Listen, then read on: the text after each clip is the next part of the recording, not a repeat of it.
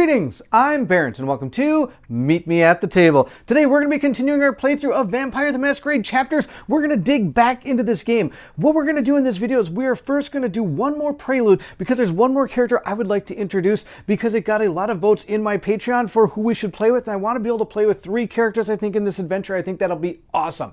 After that, we are going to jump into Mission 1 in this playthrough. I will say there might be a lot of reading and a lot of story that goes along with it. I'm going to make sure to put timestamps in, so if you want to just see the play of the game, you can click to those particular areas. But if you're interested in seeing the whole story and how this game is going to develop, then I would encourage you to watch the whole thing because it's going to be an absolute epic adventure. So there we go. I'm excited to continue our adventure in Vampire the Masquerade chapters, and if you are too, then I need you to meet me at the table.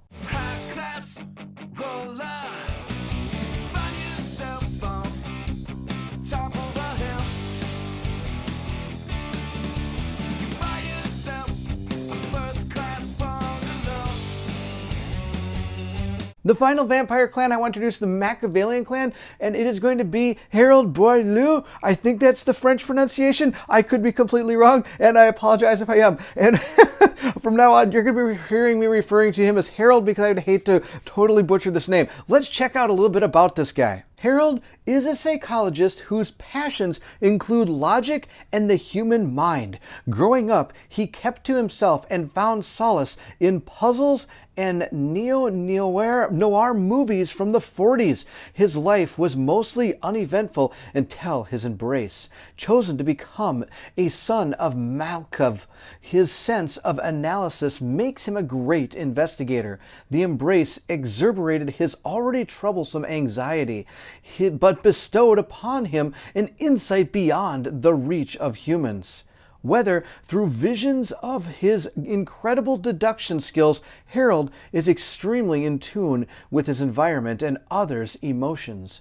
The kindred community of Montreal often looks down on him, perceiving him as fragile vampire, one word away from becoming a mess.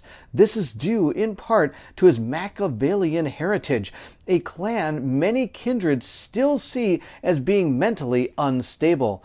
Unbeknownst to them, Harold's skills and vampiric powers give him an edge over the other members of the Camarilla. This little effort, he can discern the true motives behind the actions of a kindred, and always stays one step ahead. Of course, no one knows about this, not even his sire, Lydia. In the Camarilla, it is always preferable to keep your cards to yourself and only use them when most effective. Here's Harold. I've got his board right here. He has 4 starting health due to the fact that he has 2 physical. Remember, you multiply that by 2 to get his health. He has an attribute of 3 and 2 in mental and social. That gives him 5 willpower, and one of the things you can use willpower for is to reroll any of the black dice. We do have our character all painted up. He is right here. This is our Machiavellian character, Harold. I've got him painted up. He's good to go. We'll put him back out on the board where he's supposed to be. We'll look at that in just a second. He does have a lot of different skills in the social and mental aspects, not much in his physical aspects. He does have Auspex and Dominate as 2 of his powers, but in this particular prologue, we're not going to be using any powers. That's not going to be part of this. This prologue is going to be able to help us introduce us to the way investigations work, which is another big part of this game. So that's why we're going to be doing this, on top of the fact that he was one of the highest voted players in my Patreon when I asked them who I wanted to see play in this game. Let's move on to his prologue, and all the prologues are played solo. Tonight's heavy snowfall renders visibility almost null on the road. The radio blares the same op-ed about international events you have heard all week. Your relationship of 7 years with your wife, Barbara, is not going great. This evening, like so many other nights, you came home to a cold reception. Her silence spoke volumes about her mental state and her disposition towards you. It did not take long for an argument to break out, and as usual, you preferred to go back to the office to give her space. Your office is your sanctuary, the only place in the city where you feel like you still have a handle on things, where you are in control. In this space, you feel wanted, needed even, As you drive through the snow, you begin to see the silhouette of your clinic stand tall and dark against the night. Only the light above the entrance door was left on. You park your vehicle on the side lot. Half a foot of snow has already accumulated. You wonder if you are going to be stuck here. You begin to think this might be a good thing. You walk up the steps and unlocked the front door. As you walk down the corridor to your office, you feel like someone stepped on your grave. You open the door and breathe a sigh of relief as your eyes gaze upon your familiar office. Wait, where is your mirror? And why are there mounds of papers left on your desk? Is this a break-in? Your first thought is to call the police, but what if it's just an accident with the cleaning lady? You figure it might be best to just look around before calling the cops. That way you can also give them more information when they show up. Just like our previous prologues, it has an objective that we must discover, which is find out what happened in my office. We're going to start in our book for Harold in Event 1, and here are different places we can examine as we go through it. Of course, this book may change how things all transpire as we go forward, but in the end, we're going to uncover some of these, hopefully right, maybe wrong, and in the end, we're going to try to see if we get our investigation correct. It's kind of a cool way to have like a little mystery inside this, from how I understand. E1 says time to investigate. Start investigating the room by placing your character on a hex adjacent to investigation area token of your choice. You can select any area in no particular order. To do so, open the scenario booklet and read the page in the investigation section corresponding to the area you are located in. Once you are done searching through all the areas or following a specific instruction to cease the investigation, read E2. And at this time, we'll resume playing. Looking at the layout of our office, we have the sofa up here that we can investigate. We can also investigate the desk. Remember, there's papers or something there. Our computer is right here. And the last thing we can investigate is over here. There is a shelf. I think what we're going to do is we're going to start with the computer. And since this is not a combat situation, you can freely move your character around the board to decide where you want to choose to investigate. You just have to place your character next to it and continue. Here we have the desk. It says, your desk is a mess. Someone scattered your papers and supplies everywhere. Your picture frames have been toppled over. Most of your expensive pens have been broken, and the ink has been spilled across your files. I can clean up the surface of the desk or rifle through your drawers. First, let's start by cleaning up the desk. I think that's a better idea. Start cleaning, then we'll go through the drawers. We're going to go to Investigation N1, or sorry, read IN.1. I'm guessing that's investigation. Desk. You take a few minutes to replace the papers and clean up the stained papers. You pick up the biggest frame, the one with a picture of Barbara and yourself on vacation in Cancun. You were happy back then, hopefully for a future family. That can no longer happen. As you replace the frame on your desk, you notice a faint imprint of a deep red lipstick around your face. No one in the office wears lipstick that you know of. Could a patient have made this mess? You open your drawer and grab a tissue to wipe it off.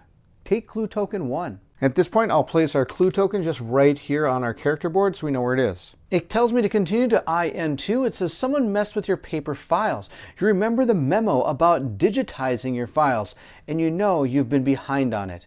If this is someone's idea of a reminder, there will be hell to pay. You open each folder and sort through the loose pages to put them back in the right order. Someone left notes all over your files. Some words have been circled and others added. At this point, we're going to make a mental plus awareness check, and depending on the amount of successes we have, we will turn to those pages. Though if we continue down, it says here, if you have clue token 1, just read IN4. So I don't think we're going to make the test. I'm just going to use the clue token to proceed to IN4. The circled words, the added comments in the margins, it feels like someone wanted to leave you a message. Most of the manipulated files revolve around abuse victims, violent patients, and patients with dissociative or disorders. Furthermore, the notes seem to indicate a pattern of judgment. The person who wrote these notes pretended to analyze those patients only via what information you left behind, like they were playing psychiatrist. Make the deduction that seems the most right to you. Then turn over the G guess, dictated and said choice. These are the three options we have. It says the notes are on patients with extreme tendencies. The person who did this felt drawn to these files because they resembled them. The notes are their musings. Or all of the notes are on files that have been closed since. The person who did this wanted to point out the past failures, highlighting your lack of experience. And the final one is the content of these notes is a red herring. Anyone could have made guesses based on your observations. You should focus instead on the handwriting. Maybe that could be a clue. This is awesome. All of those seem like a good plan. I don't even know which one to pick. So what we know is they were on patients that had to have a lot of extreme tendencies. We do know that. And there were things written on there potentially to warrant us a message, to leave a message for us. Though, of course, it was also indicated that these people did seem to try to, how would you put it? They tried to analyze them. So any one of these, just reading from what we know, could be a viable solution. Because most people use their gut when investigating, I'm going to go with my gut too. I am going to go with G2. Let's see how well we did. The intruder selected files that were both complex and closed on purpose. The patient whose files they messed with were clearly among your earliest. No wonder they've written condescending remarks about signs you may have missed. The intruder could be one of your colleagues, though some disillusional patient could also be the root of this. Take one investigation success token and remove investigation token area from area 2 on the tile. If all investigation area tokens have been removed from the tile, read event E2, otherwise we'll resume playing. We'll take one of our success tokens and place it here. All right, we're already on the right track. We will remove this token from the board, and I think next I'm going to go check my computer out. Your computer is running, but the monitor was turned off. You do not recall leaving it on when you left. When the screen turns on, you are greeted by an unfamiliar desktop. Spread out across the screen is a multitude of audio and video files, and no sign of your work and personal folders. You do not want to open them, but your curiosity gets the better of you. With one hand, you pick up the phone and dial 911. With the other, you hover over one of the icons. Before the operator answers, you find yourself clicking on a file. It is a video of you and your wife in bed one night. The video was filmed up against your window. You panic, and your thoughts begin to race. Is it blackmail? In this case, should you call the police? Maybe they'll know, and they'll hurt your wife, whoever they are. A morbid curiosity takes hold of you. You hang up. At this point, we're going to have to take a mental plus technology check and try to get at least 4 successes, because I'm guessing the more successes you get, the better things are. Looking at good old Harold here, we only get 1 success from this, but we're going to have to roll 3 dice. So out of all these dice, we're hopefully going to get 2 more successes. I think we needed, was it 3 in order to do well, or do we need 4 successes to do well? We needed 4, so all these better turn out to be successes. Hopefully we do well. We'll see how this all goes. We got a total of 1, 2, 3, 4, 5. We got 5. 1, 2, 3, 4 plus the 1 is 5. Wow, that was an amazing super roll. Okay, let's go back to the book. You open the audio files. They are recordings of your therapy sessions with your patients. Some of them were clearly recorded from within your office, others from outside. The recordings go back as far as 2 years ago, and they cover all of your patients except Lydia. It was easy to miss, but after a few minutes of scrutiny, you realize that everything you had on Lydia Masakato has been deleted. Make a deduction that seems the most right to you, then turn over the G dedicated to said choice. This is sabotage? One of your colleagues. Lydia is behind this and is attempting to cover her tracks. Someone is trying to blackmail you. I'm going to go with G2 just because I don't think someone's trying to blackmail me. I mean, being with my wife, what a big deal. I mean, if I was that seems like just a normal thing. And the sabotage, I don't think any colleagues are involved in this. Lydia Mosakato's files are missing, and everything else has been moved to obfuscate that fact. This is an attempt by your patient to interfere with your work. Yes, look at this. We get 2 investigation tokens. I'm going to place these both onto our character. That's going to be awesome. Now, the next thing we have to do is the investigation area token 3 must be removed from the tile, so we'll remove that. But I also get to take clue token token 2. So we got another clue token. That's awesome. We got clue token 1 and 2. We have the same bottom area that if all investigation tokens have been removed, we can read event E2, but they haven't yet, so we're going to resume playing. At this point, I think we should walk over here and check out the shelf. We'll leave the couch for last. The books on your shelf are not yours. You normally keep reference materials on psychotherapy, behavior therapy, and cognitive dissonance. Tonight, instead, your familiar books, you see the following: treatise on spiritual apparitions and on vampires, or reverence from Hungary, Movaria.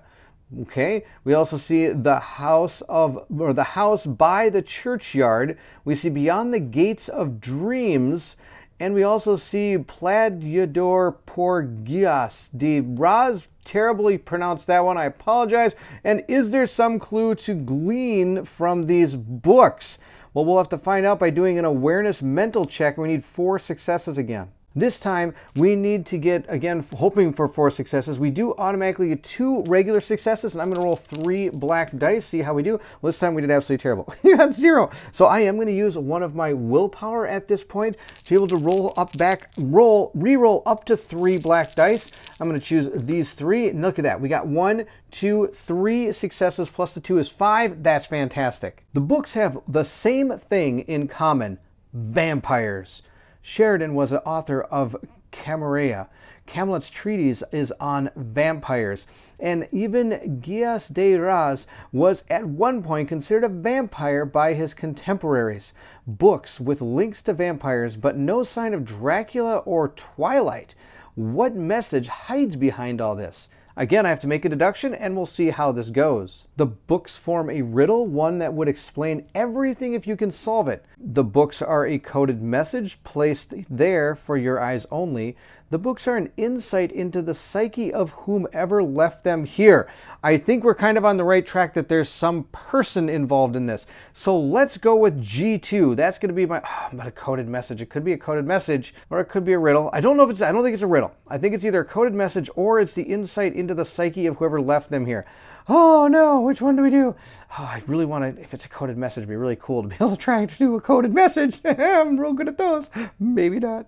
I think I'm still going to go with G2. Let's go with G2 and see how this turns out. You don't recall any of your patients being into the occult. However, vampire stories often hinge on themes of emotional manipulation, assault, sex, and death.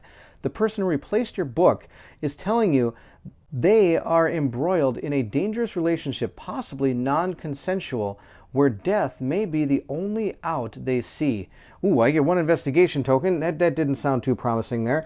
And I am going to remove investigation token number 4 from the board, and I believe that is all we're going to do. The bottom of the page again talks about if we have done all the places we can go to E2, otherwise we're going to continue going. The only clue token left is the giant oversized sofa over here, so we're going to take a look at that. Approaching the sofa, you hear a crunch, and you feel like you've stepped on something hard.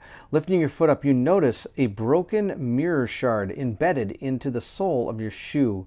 You take a few careful steps toward the sofa to find out that not only did someone move your mirror off the wall, but also smashed it to pieces on the sofa.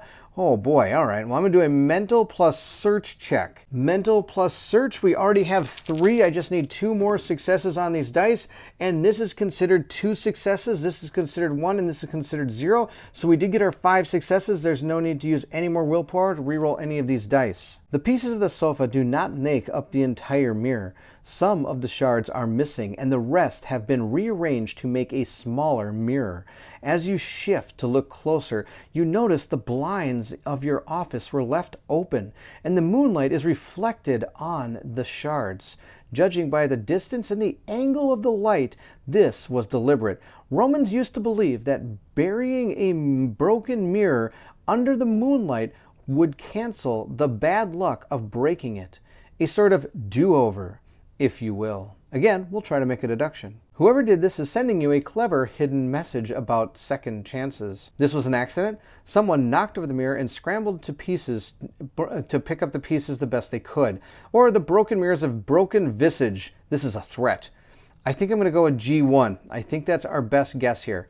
I think this person is sending us a clever message. They've kind of done a lot of other things to send messages. I don't know, we'll give it a shot. It is true that you have felt fractured lately. You opened up to a few of your colleagues, but would they really have gone through the trouble of presenting you with such a strange message? A broken mind, a broken man, a broken marriage. It's as if the mirror knows you, reflects the real Harold back at you.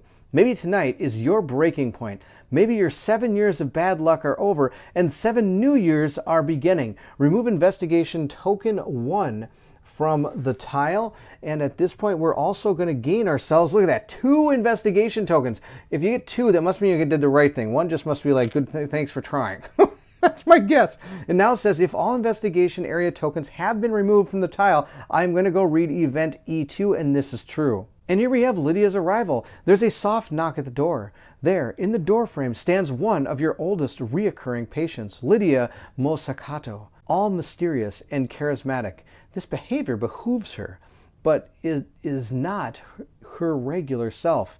What is going on tonight? Set your character and the Lydia Mosakato to number 2 NPC on the designated hex. And that is shown here on this small diagram. And then we're going to read Lady Mosakato's dialogue D1. We have placed our standee here and our character there. Let us continue into the book and see what happens. Before we do, we have a great little photograph here of Lydia Mosakato. Lydia enters your office wearing a fur-trimmed coat. She leans against the frame of the door and takes a long look around your office. Good evening, Harold. Miss Mosakato, you stammer. What are you doing here? We are closed. I came to see you. Harold, I needed to see you. Lydia keeps looking around your office, almost as if she was expecting someone else to be here. She is not supposed to be here. In fact, didn't you lock the front door behind you? Still, she might be in need of help, and as a therapist, you feel called to help. At this point, I can send her back, or I can try to understand what she wants. Being in the medical profession, I think we want to find out what she wants. Maybe we can help. Social plus insight. And at this point, it has a difficulty of 3, so we need to at least get 3 successes. If we do, we'll read D4. Otherwise, D5. Social insight is 2 successes. I get to roll 2 dice. Let's see how this goes. I got 2 successes. Boom, good to go. It could be that she's suffering from a psychotic episode. She is definitely not dressed to be outside in the winter, and her behavior is much more flirtatious than usual. To your shame, you recall wanting her at some point. You never acted upon these desires, and certainly never let them show, except right in this moment. The way she is dressed, her dark lipstick, this is everything you find attractive, like she knew you. Well, look at this. If you have clue token 2, go to D7, or I can do not trust her, or you can ask her what she wants. I think if you always have the token, you want to do that. Otherwise, I could do the other things and forgo that token, but not happening. D7, we're using clue token 2. It was her all along. You lunge for the phone to call the cops. As you grab the handset, Lydia takes a few strides into your office and rips the cord from the outlet. She must have seen your reaction, for she changes her behavior almost immediately. Sit down, Harold. Make yourself comfortable. Her voice shifts back to flirtatious. She luxuriously moves up to your desk and leans on it. You will not regret it. Do I try to reason with her or do I obey her? I think we're going to try to reason with her. Not sure how far that's going to get us. It's time for a new session, I guess. Miss Mosakato, please, Harold, call me Lydia. We've been together for years. Her demeanor, her word choice. She is really not her regular self tonight. You decide to entertain her and use this opportunity to get her talking to figure out what to do. Miss Mosakato, during our last session, you mentioned your disdain for authority. Do you want to expand on that? You cross your legs and adopt the posture you have when sessions begin. Make a social plus persuasion check. Difficulty 2? Oh, come on. We can make this. Well, this is kind of odd. I don't actually have to make the roll. I have a difficulty of 2, and I automatically get 2 successes for this. Unless there's something should be changed to make me at least roll the dice, or there may be something could have made one of these kind of go down.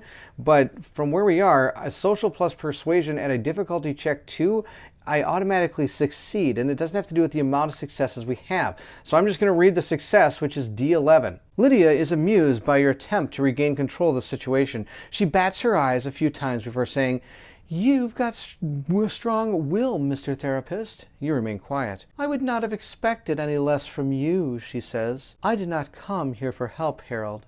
You came here for me." She isn't making any sense. You fear her situation is worsening the longer she remains without help. "I can fix all your problems, and God knows you have many. Your wife, your finances, your frustrations." You believe you understand what's going on? Go to P57 in the final deduction. Otherwise, I can try to turn the tables on her. Let's try to turn the tables. I really honestly don't know what's going on. Lydia, you're saying you spent the last 7 years of your life attempting to control mine in the vague hope that I, at this very moment, would accept whatever proposition you have for me? Your tone changes from empathetic therapist to a darker, more threatening tone. You're seriously troubled, Miss Moscato. The world does not revolve around you or your needs. You would do well to heed my warning for you. Stop this nonsense and get help now. Lydia fakes surprise and immediately begins to grin. My, Harold, I was not mistaken after all. You will do just fine. You have just shown me exactly what I need. Well, what I need is 1 success token. I'm going to put that on my character card. So that's pretty sweet. You believe you understand what is truly going on? Read the final deduction, page 57. Still really don't know what's going on. Final deduction. The final deduction puts an end to the investigation sequence. The investigation success tokens you possess will give you the possibility to choose the ultimate outcome for the investigation. A couple of elements you've gathered so far can help you understand Lydia's true nature as well as the events that transpired here tonight. If you have 0 to 3, I get to turn to FD1. If I have 4 to 6, I turn to FD2. And if I have 7 plus, I go to FD3. Only because we decided to continue that conversation with her did I make it to 7. I have 3, 6, 7. I am the greatest investigator of all time. She says she wants you. Was pretty obvious. Lydia's interest in you was motivated by genuine desire to see you succeed, at least according to what she considers success. So I have 2 options. 1, Lydia is part of an extensive gang who is blackmailing you to get you to join them. Lydia is part of a secret society who runs the prospective members' lives in order to rebuild them as she sees fit. That's hilarious. I'm pretty sure she's doing both of these. Well, let's go with Lydia as part of a secret society, because that sounds kind of cool. FD7. Lydia is delighted. You are missing a few pieces of the puzzle, my dear, but the Chimera has been good at making itself invisible. You will take to the clan like a fish to water. Harold, I expect you will surpass even some of our more established kindred. Some of the terms she uses are unknown to you, but you get the feeling you will discover each meaning soon enough. I gain 1 experience points, and I take the Brilliant Mind effect card. Oh, we did so good, I get a card! So at this point, we'll end the prologue for a Malkavian, which I think I pronounced wrong at the beginning. You can read the conclusion on the back of the narrative page. It's been almost 2 years now since Lydia's embraced you, yet you distinctly remember everything. Her sensual approach, the carnal way with which she latched onto your throat, the thrones of pleasure that soon followed, and then death. Blood filling your mouth and lungs as your mind descended into the abyss. For what felt like an infinite amount of time, you were plunged into the dark place between panic and insanity. Then your eyes opened, and you are awoke to a completely different world. You are now a Malkavian, the insane clan, as they're often called. In reality, Malkavians see the world for what it really is. Lydia has also taught you how to feed yourself with blood and about the Chimera clans. She's taught you everything about nocturnal society, especially in regard to the 6 traditions: masquerade, domain, progeny, responsibility, hospitality, and deduction. You become, just like her, a fervent supporter of these specular pillars meant to protect your kind for centuries. You are a member of the Chimera to your core. Tonight a storm is raging. When you look through the window, you occasionally spot flashes of lightning. Thunder is detonating in the background. It almost feels like a foreshadowing of sorts, like a violent change is coming. Your sire, Lydia, has left you too long. Before departing, she informed you of an emergency Elysium meeting the prince is holding tomorrow night. Everyone has been asked to join. You assume it's regarding the strange disappearance of a group of artists close to Betty, Lydia's ally. Your eyes return to the window, and you watch the raindrops slowly trickle downward. You're almost hypnotized by the sight of them meeting and crashing into each other, only to become one. The sound of lightning snaps you out of your daydream. It's time to hunt. You'll need to still your hunger before tomorrow night's meeting. We were victorious and we gained 1 experience points. Now, these are going to all add up to the amount that we're going to be used before we start the first chapter in Vampire Chapters. I also get this awesome card, Brilliant Mind. There is no greater genius without some touch of madness. Aristotle says that. This card gives me +3 dice on my next mental check. I discard this after use or at the end of the next chapter. So I'll be able to use that for the next chapter, which is our first one we're going into, and we're going to start that right now. Though before we do that, we do get to gain all the experience points that we got from the prologues. I only recorded 3, but I did the other ones just to see what they're all about. And so what I'm going to do is take the 8 experience points, even though I did get an extra one from here, making it 9. But just for the ease of sake, I'm just going to give me a blank 8 across the board, and I can increase anything I want on our character sheets. For example, if I want to increase my attributes, I would have to spend, if I wanted to go to number 2, I'd have to spend 8. If I want a better skill, I would have to spend 6 or 9, depending on if I want to go to 2 or 3. Or if I want a new discipline, it's going to cost me either 5 or 10 based on what I've got. Now for Harold here, my goal, I need him to get more physical. He needs to get physical. Okay, that's a bad joke. Horrible 80s, here I come. All right, I need I need 15 experience points. So from where he stands, he's just going to keep his base 8 experience points, and he's not going to gain anything. When it comes to our other 2 characters moving into the first mission for Luciana Ricci, again, I want to get her physical up, so she is also going to maintain the amount of experience points she gains through the prologue. And remember, the characters are not gaining that. The person playing the game, which is me, I'm the one gaining those experience points and then being able to put them on our characters as we move in. So I'll be writing down 8 experience points on both of these character sheets. Now we do have a outlier here. We have Thomas. Thomas has enough physical as far as I'm concerned, and his social and mental, not too worried about that. I think it'd be kind of neat to get his first discipline over here in his presence situation. So I'm going to spend 5 experience points giving him 3 left and giving him that discipline. Before we move into the story of the first chapter for the Vampire the Masquerade chapters, I'm just going to quickly go through the full setup of what you would have for a game not being a prologue. So here we have Harold. Harold is very similar to what we had in the prologue. Nothing, his stats haven't changed. He does have his 2 powers here though. His first one is through his Auspex. He has Sense the Unseen. I can add the Auspex level as an automatic successes to my awareness and insight skill checks, which is pretty sweet. And I have Sap Will. This is another one I have. This is from my Dominate aspect, and it says Insidious Whispers dull the victim's minds. I get to add 1 automatic success to my next Persuasion or Subterfuge skill check. And he has 7 Humanity. We haven't talked about Humanity yet. Humanity is something that's going to change as you go forward in this game. When you do make decisions that, how shall I put this, are not exactly the most moral, I believe is how it works, then your humanity is going to start going down.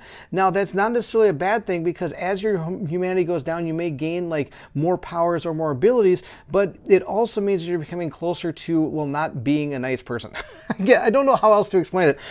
Even though they are vampires, they still kind of go by a code, and so it's kind of going against that code is kind of how your humanity plays out. So if like I start actually feeding on people I'm not supposed to, or I take actions in the story that are not exactly the most moral, then that is going to change. I guess that's the best way I can describe it. I also, of course, have that Brilliant Mind. Another thing I do want to mention while we're setting this up is I'm only taking things that our characters got from their prelude. In some of the other preludes, there may have been maybe items that you gained or something for those particular preludes, but I'm not going to take any of that. I'm only going to take the stuff that our three characters that you saw got during their preludes that were recorded. We'll move over to Thomas. Thomas has not changed from when last we saw him. He is going to have the same stuff. I gave him Cat's Grace. It's the one that allows him, it is different from the one we had last time. It allows him to add his level to as a dice to your skill check when using defense combat skills. Remember the last one we had was for movement? I'm going to give him more defense stuff because I think he's going to be our biggest brawler sitting up there. So if he can just stand there and maybe take some of this damage, the other two can maybe do something in attack. I don't expect Harold to ever hit anything, but at least Luciana might be able to step in and help out a little bit. And Luciana is 100% the way we saw her last time. There's nothing different. Of course, I did give her the 9 experience points, just like Harold, and Thomas has 4. I decided to give him the 9 because we did get that extra skill point going through Harold's, so that is something in his prelude that was recorded that we're going to keep. So every character did come into this very first chapter with 9, which is why I was able to give Thomas one of his extra disciplines. Another thing I haven't talked about is this tracker. This will now be in effect. If this particular mission has to do with rounds, we'll be counting them this way. If we ever have a masquerade breach, we'll be ticking this down. You never want this to go too far down or bad things can happen. I believe as this goes down, we'll eventually maybe have to open envelopes and have to suffer consequences based on those actions or something in the story. And then we're also moving our statuses up and down as we go through each particular story as well, if of course that particular part of this tracker pertains to that story. We'll now move into the campaign introductory, The City of Saints. At this point, if you don't want the story spoiled and you just want to see the game in action, there's going to be a timestamp. I'm going to make sure you can just flip right to that so you don't have to deal with that. This is a lengthy narrative, so please feel free, grab a glass of water, whatever else you want to drink, sit back and just enjoy the story. And of course, all my terrible ways of pronouncing people's names and stuff. Here we go. Betty locked eyes with Gabrielle, a small smile making its way across her face as she brushed back his hair. Tonight is a big night for you, Gabe. I'm going to introduce you to some heavy hitters, you know. You need to look smart, be on your best behavior, and don't ask any stupid questions. As her fingers trailed down past his ear, over his cheek, and perpetual stubble, before resting on the side of his neck, as she uttered an irritated roll of her eyes, replacing her loving gaze. For God's sakes, you've still got blood on your collar. Let me get that. At least tell me they won't remember anything. Gabriel spoke up for the first time that night. Who knew a corpse could feel nervous? Ever since he joined the ranks of the undead, he'd found life difficult. He didn't choose this path.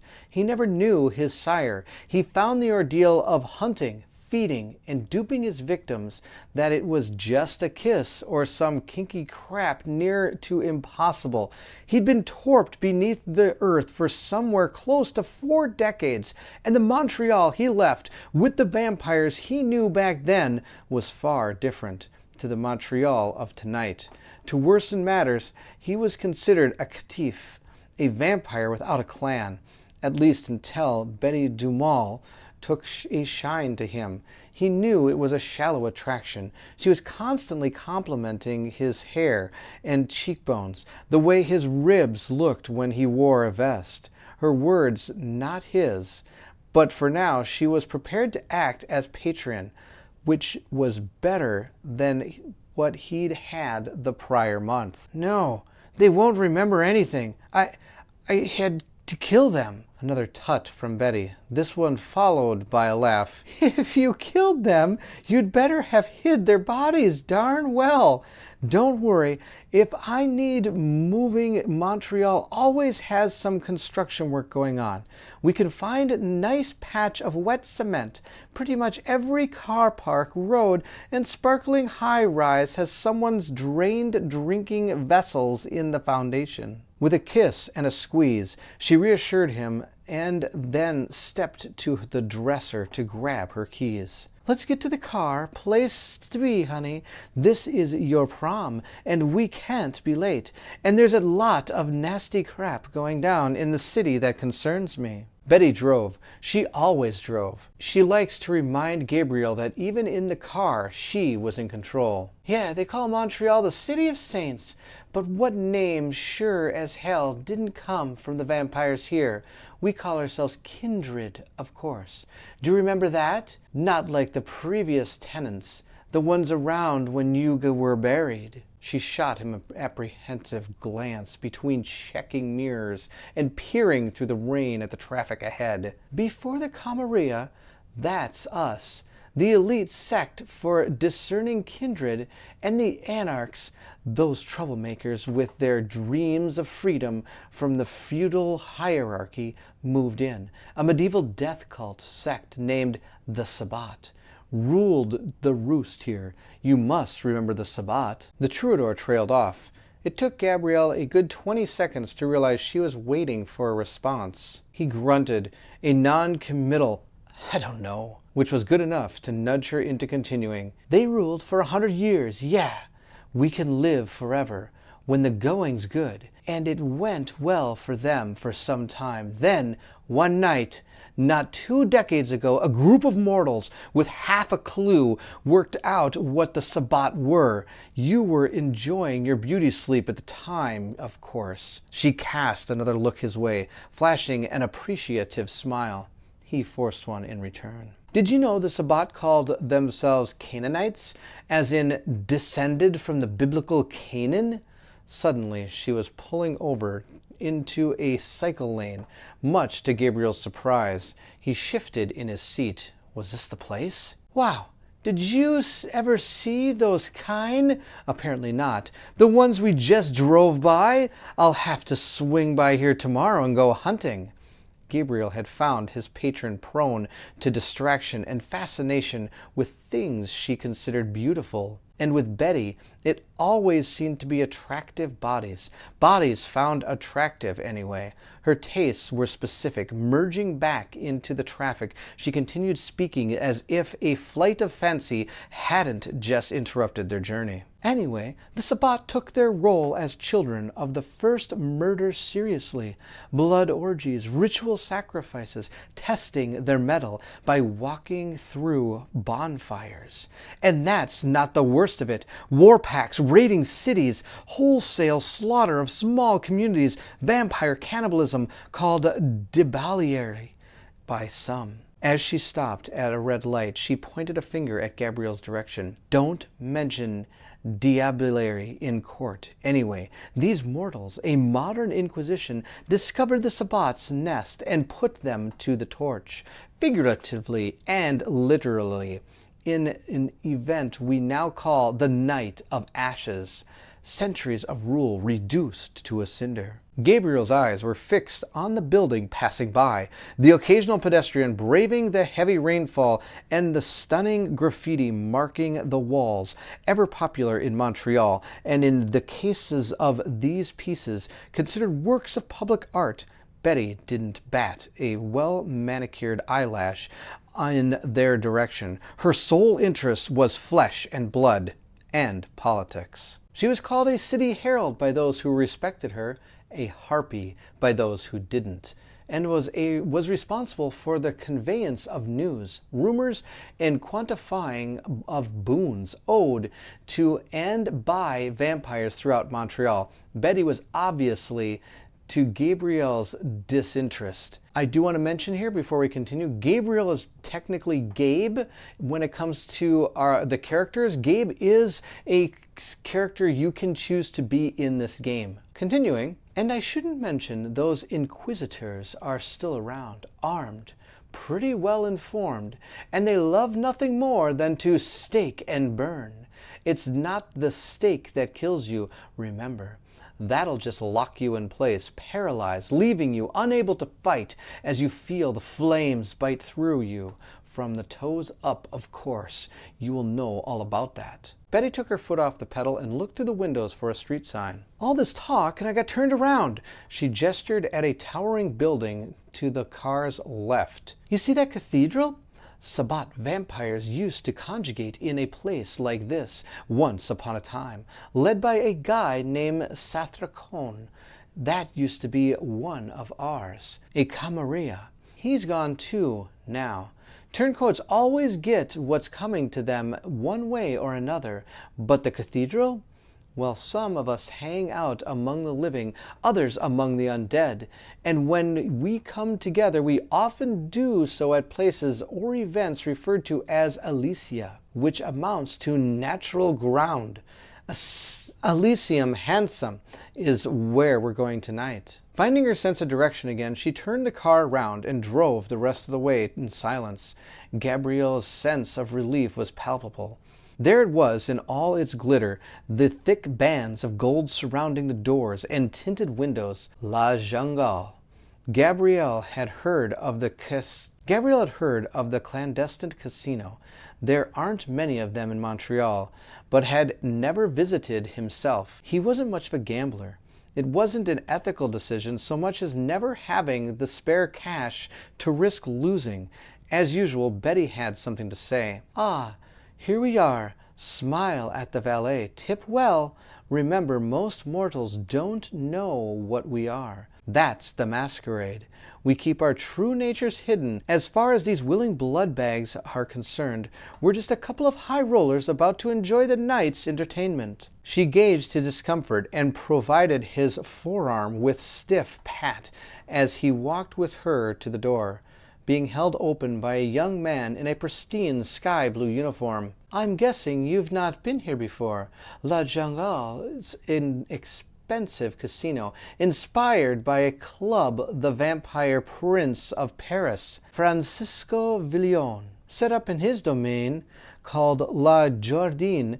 The main difference is our place is fierier, expensive, and a little wild, as behefts the Quebecos kindred." Betty smiled at the various attendants passing her by, some of whom greeted her by name, and she expressed kindness in their way by return, commenting on the weather, attendance at the casino, and asking about the big winners coming through lately.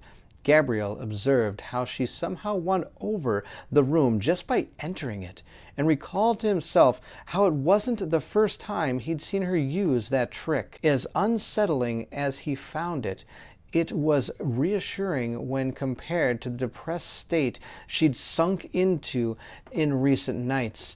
Something about the state of some member of her clan, which she'd promised to tell him about tonight, though he'd never asked. "This place is a static Elysium, which basically means Chimera, and Anarch kindred come here to rub shoulders. Of course, this is if you ignore the fact that the Anarchs are plotting the destruction of their elders, as they so often do.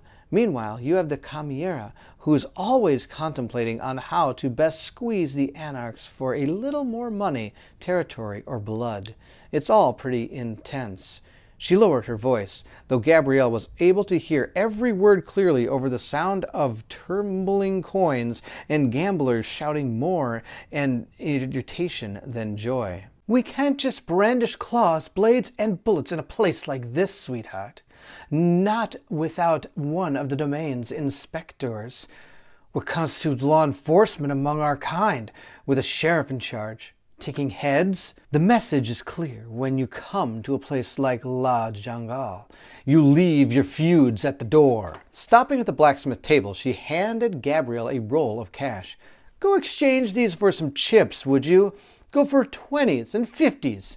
There's a good boy. Oh, and don't talk to anyone but the cashier." As Gabriel wordlessly left her side with a tight bundle of notes, a part of him seethed. The condescension, the pet names, the fetch and carry. Yes, he was grateful to her for her tutelage, and yes, he was better off at her side than cast to the wind, but he hoped against hope that she lost everything on cards. It was passive-aggressive, but he had no other way of striking against her, not since drinking her Vita. That time, she said it would rejuvenate him and bring back memories. Well, it definitely made him tougher, but he could feel the bond between he and Betty binding itself together, and he had a strong feeling it was a one-way thing. He'd had substance addiction problems as a mortal, and this was familiar enough feeling that he wasn't inclined to take a second dose. Picking up her chips, He returned to the table and calmly placed them at her side. Betty gestured for him to sit and started playing. She also continued speaking to him in a low voice and without missing a beat. Chimeria, an anarch's side. Vampires come in bloodlines or clans. Did you see that creep lurking around the slot machines? Can you see him? Look a little harder. You know, some kindred can use talents to tell if their prey is scared, angry, turned on, or whatever.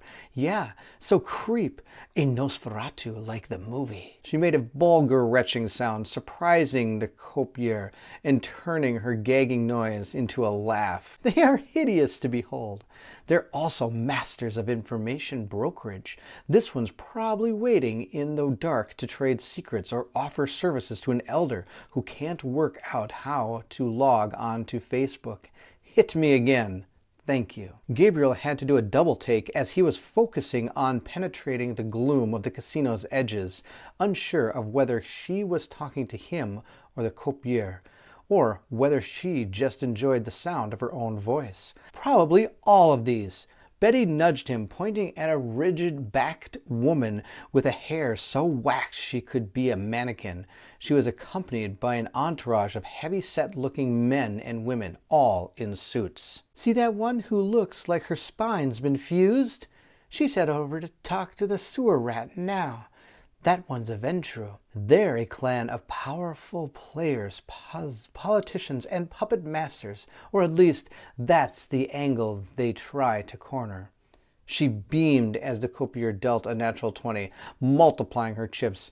Oh, that one won't touch the Nosferatu herself. She'll get one of her ghouls to shake his hand, take a USB stick, probably pass over a briefcase full of cash. At the mention of ghouls, a word strangely familiar to Gabe, Betty leaned toward him and whispered into his ear, "Don't worry, honey. You're not a ghoul. Ghouls are mortals who drink a mouthful or more of the kindred vita, what we call our blood, and became devoted to us like junkies to a needle.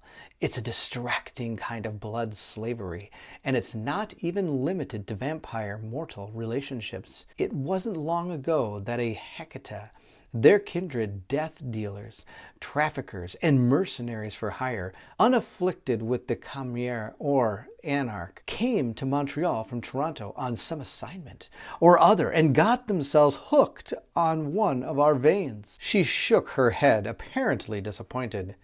"Very unusual, as a Hecata rarely strays outside their family, but it caused quite a stir. I wouldn't be surprised if the necromancers come to investigate their errant cousin." Betty was obvious to Gabriel's reaction as she pushed more chips forward. His fingers gripped the table's edge with sufficient force that he felt it cracking under his hand, like junkies to a needle. She was shameless, a dealer, a slaver. His eyes narrowed and his jaw clenched. Yes, being around this Elysium setting and figuring out how other vampires operated was indeed helping him with his memory. He was starting to recall what complete jerks a lot of kindred could be, and his patron was certainly no exception. Rather than lashing out, he muttered, "Excuse me," before walking at speed to the restroom. Gabriel stood there, staring into the mirror. He'd brusquely ordered the washroom attendant to take a break. Gabriel knew that if he was still alive, he'd be having a panic attack right now, or scoring something hard to take the edge off. He didn't take his eyes off his reflection. "You're better than this. You could do better than this." Gabriel wished it was he who was softly speaking such a mantra, but his voice was emerging from one of the restroom cubicles.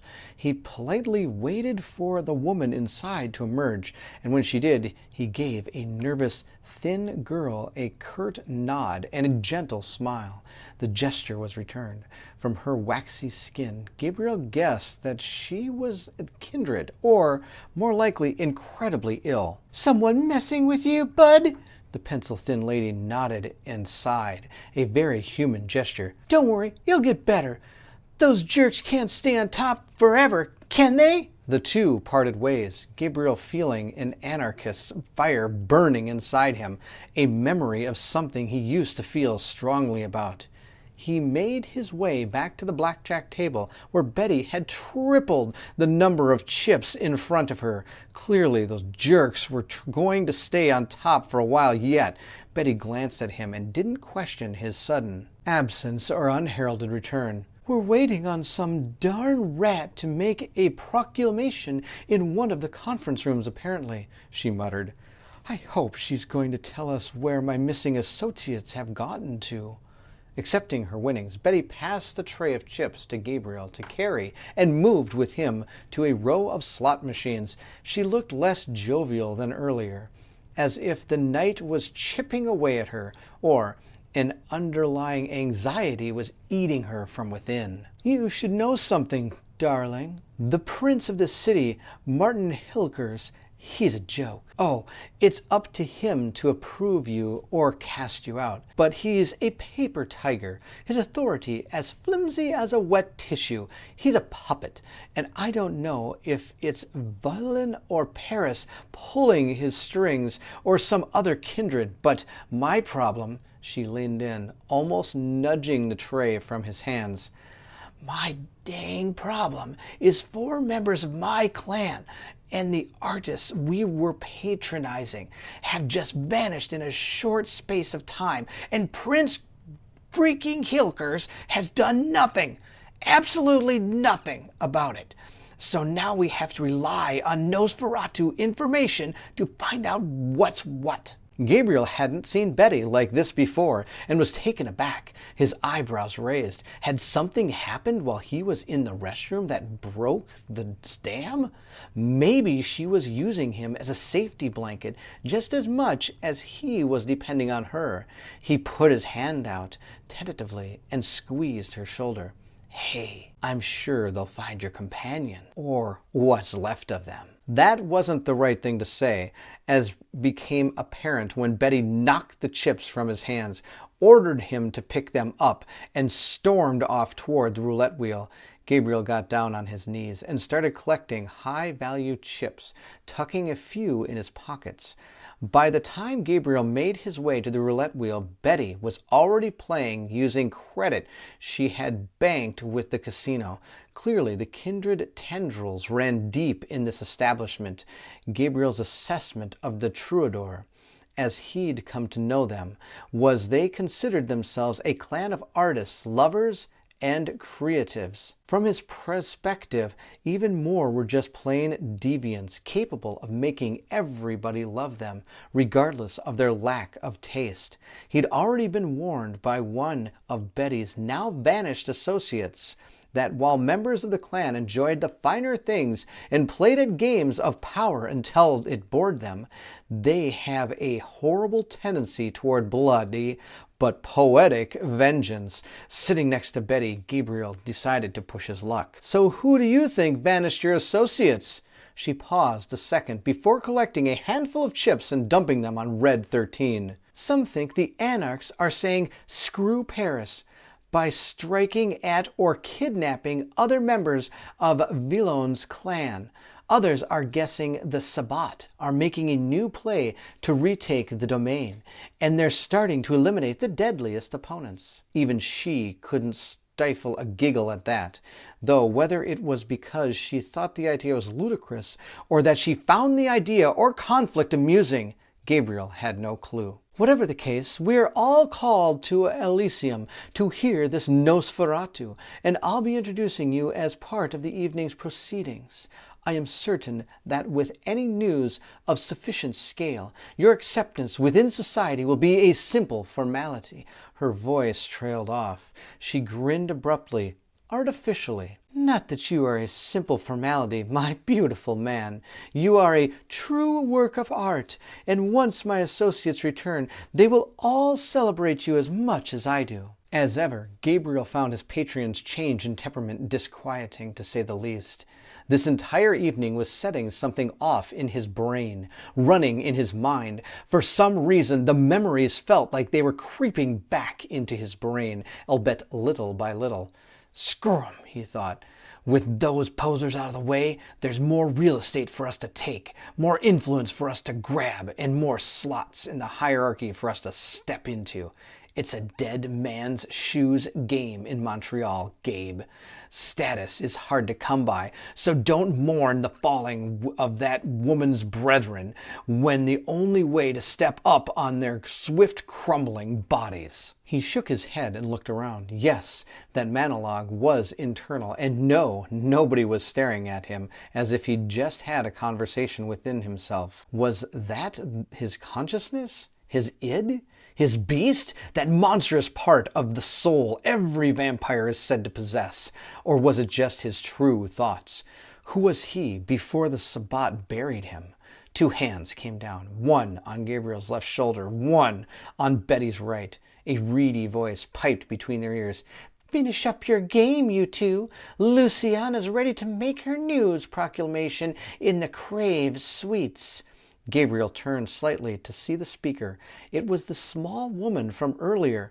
Was she a herald too, like Betty? As she walked away, Betty collected her chips and passed them to an attendant. Put these by a kiosk. I'll collect them on the way out. Take 50 for yourself. The two made their way to the conference room as directed, with Betty threading Gabriel's arm around hers. She made several efforts to clear her throat, with Gabriel noticing her twitching a little. Clearly distressed and making some effort to compose herself. Despite himself, he whispered to her as they walked, "Whatever happens, I'm by your side." Betty looked surprised, but his words seemed to relax her. "I should tell you." She spoke as they exited the escalator and walked toward the suites. "Be wary around that woman who told us where to go, okay? She's Hickler's lieutenant. And as Machiavellian, that means not only does she possess a lack of mental stability, she's also darn good at prying secrets from your skull." They reached the door, and before pushing it open, she added one last piece of advice for his benefit. "Oh, and the lieutenant's Tremere buddies? While the lieutenant gets you to confess to every sin you've ever committed, the Tremere are going to boil the vitia in your veins with their blood sorcery." Unexpectedly, Gabriel found himself tightening his grip on Betty. Was that fear? She seemed to interpret it as such. He was just wondering if the Malkavian had been in his head ever since their encounter in the restroom. "That's right. Blood sorcery," she continued. "It's horrifying. They're an interrogation squad. You've been warned. Now stay silent and let me do the talking. I'm going to get you recognized." Gabriel needed no encouragement to stay silent, at least. He was surprised at the supposed conference room. It was in fact an ornately designed chamber in gaudy neo-Gothic decor, clad in drapes, classical art pieces, and containing a set of game tables for high rollers, though dealers were absent. A chandelier hung from the ceiling, probably an antique, and chairs designed more for form than function littered the chamber's perimeter. He watched the kindred gathering around the room, some sitting, some standing, all in their respective gangs. He quickly came to the conclusion that the man in the center of the seating formation was probably the prince, with his lieutenant, the Malkavian from earlier, at his side. Betty subtly pointed toward the man at the other shoulder. "That's Caleb Duvall. Big, powerful Caleb, the city sheriff, and not someone you want to cross, I promise you." The first order of business, as expected, was the Nosferatu's vampire Ricci stepping up, taking position at the poker table, and addressing the room while facing the prince. "Kindred of the court, I apologize that it required a full night for this information to reach your ears, but the prince declined word to travel via my agents, citing a suspected lack of security. Despite our absolute loyalty to Montreal, the Camire, and its traditions." Gabriel watched the prince shifting uncomfortably in his seat, while Duvall stared witheringly at the speaker. Ricci continued at this point, unbothered by the prince's discomfort or the sheriff's judgment. "One of my spies discovered the minivan." This revelation meant nothing to Gabriel, but several kindred started muttering among themselves. And to Catliff's alarm, Betty shot up from her seat. "Kindred of the court, The sewer rat's courier are clearly responsible and are now trying to point us in the wrong direction. Please use your collective wisdom to judge carefully everything Miss Luciana Ricci has to say." The room exploded into motion, a couple of Betty's remaining associates walking over to her to stand with her against the possibility of reprisal.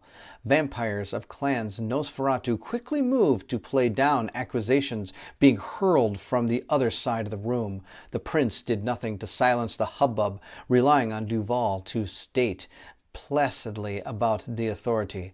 "Allow Luciana to speak!" As the assembled vampires' cries turned to whispers, the now rattled Nosferatu stuttered through what she had to say. Well, yes, we located the minivan behind a shed at the Botanical Garden Park. I should say, we didn't search for it, of course, because the princess refused us permission without the formal hearing. Not to mention the gardens are the territory of Yama of the Anarchs. Gabriel found himself gripping Betty's arm to prevent her from leaping over the table. Against his better judgment, he spoke loudly for the first time in years. "Please, everyone, the speaker clearly has something further to add. Can we hold off on these accusations?" Luciana gave a weak smile of thanks toward him before concluding her statement. "Yes, sorry. One last thing. I encountered what I thought was a feral vampire, a wight, in the sewers. Initially, I was going to put the poor thing down, but discovered it using gifts we commonly associated with the Sabbat. When I noticed me, it came at me and easily overpowered me. I narrowly escaped, and I've been spending the last few nights recovering. I've known this for over a week, but again..." She looked at everyone but the prince before sitting down. The frenzy of activity in the room had shifted to a stunned silence. One or more Sabbat's operatives under the Chimera's nose. Some of the kindred felt foolish, even ashamed. Others looked left and right, seeking reassurance. While many had never encountered the Sabbat, knowing them only through rumor and horror stories, a few had, and they were the ones who looked sickest with concern. Finally, the Prince Hilker rose to his feet with his hands clasped in front of him, a politician's smile on his face. He nodded in assent to Ricci. "Thank you, Miss Ricci. Enlightening, yes. I, of course, waited, because if there is a Sabbat agent, and I doubt very much that there is, rumors of such things could cause mass instability. Better to present this information to the entire court rather than rely on heralds and harpies to spread half-baked rumors, no?" Gabriel could hear Betty grinding her fangs together, preventing an insult explosion from her lips. But naturally, the prince went on. "We must now take action. I have already selected a courtier of capable assembly of kindred to investigate both the gardens and the Sabbat rumors." He gestured at a gang of vampires until now largely ignored by the court. "They will find out the truth behind both matters, and I trust them to serve me diligently in this role. Is everyone clear on that?" Betty could restrain herself no longer. She burst from Gabriel's hand, wrenching her arm free as she gesticulated at the prince. "Please, my prince, do not put my companion's fates in the hands of some unknown courtier. Send Duval. Send me. Send my ward Gabriel. Sending someone capable would surely be the best course of action, though I've no doubt it somehow evaded your wisdom." Duval was unprepared to take these veiled insults directed at the prince and strode over to Betty, speaking quietly, yet somehow forcefully and loud enough so everyone in the room could hear. "Duval, you know better than this. Calm yourself, or that roll of herald will slip through your fingers. Remember your position. You are to reassure the court, not agitate it. I know you can do this." Gabriel looked at the faces dotted around the conference room and found himself studying a mixture of fear, apprehension, and undisguised awe at the sheriff's power and control. He spoke to her like a strict parent to a child or a teacher to a troublesome student. Nevertheless, Gabriel felt as if his patron was under some kind of threat, and he stood up to face the prince's enforcer. "She's got the message, Sheriff. Betty will be respectful." The Duval's expression flickered from surprise to amusement and dropped Betty back into her seat and stalked back behind his own. The prince, who remained standing, opened his hands to Gabriel. "And you must be the clanless wretch I've heard so much about. What balls you must have! Yes, of course. Betty Duval. You have raised him well. Your catif is permitted to remain in Montreal." None of this went as Gabriel expected. Looking at the forlorn figure of his patron, he doubted Betty was expecting any of this outcome in quite the way they were delivered.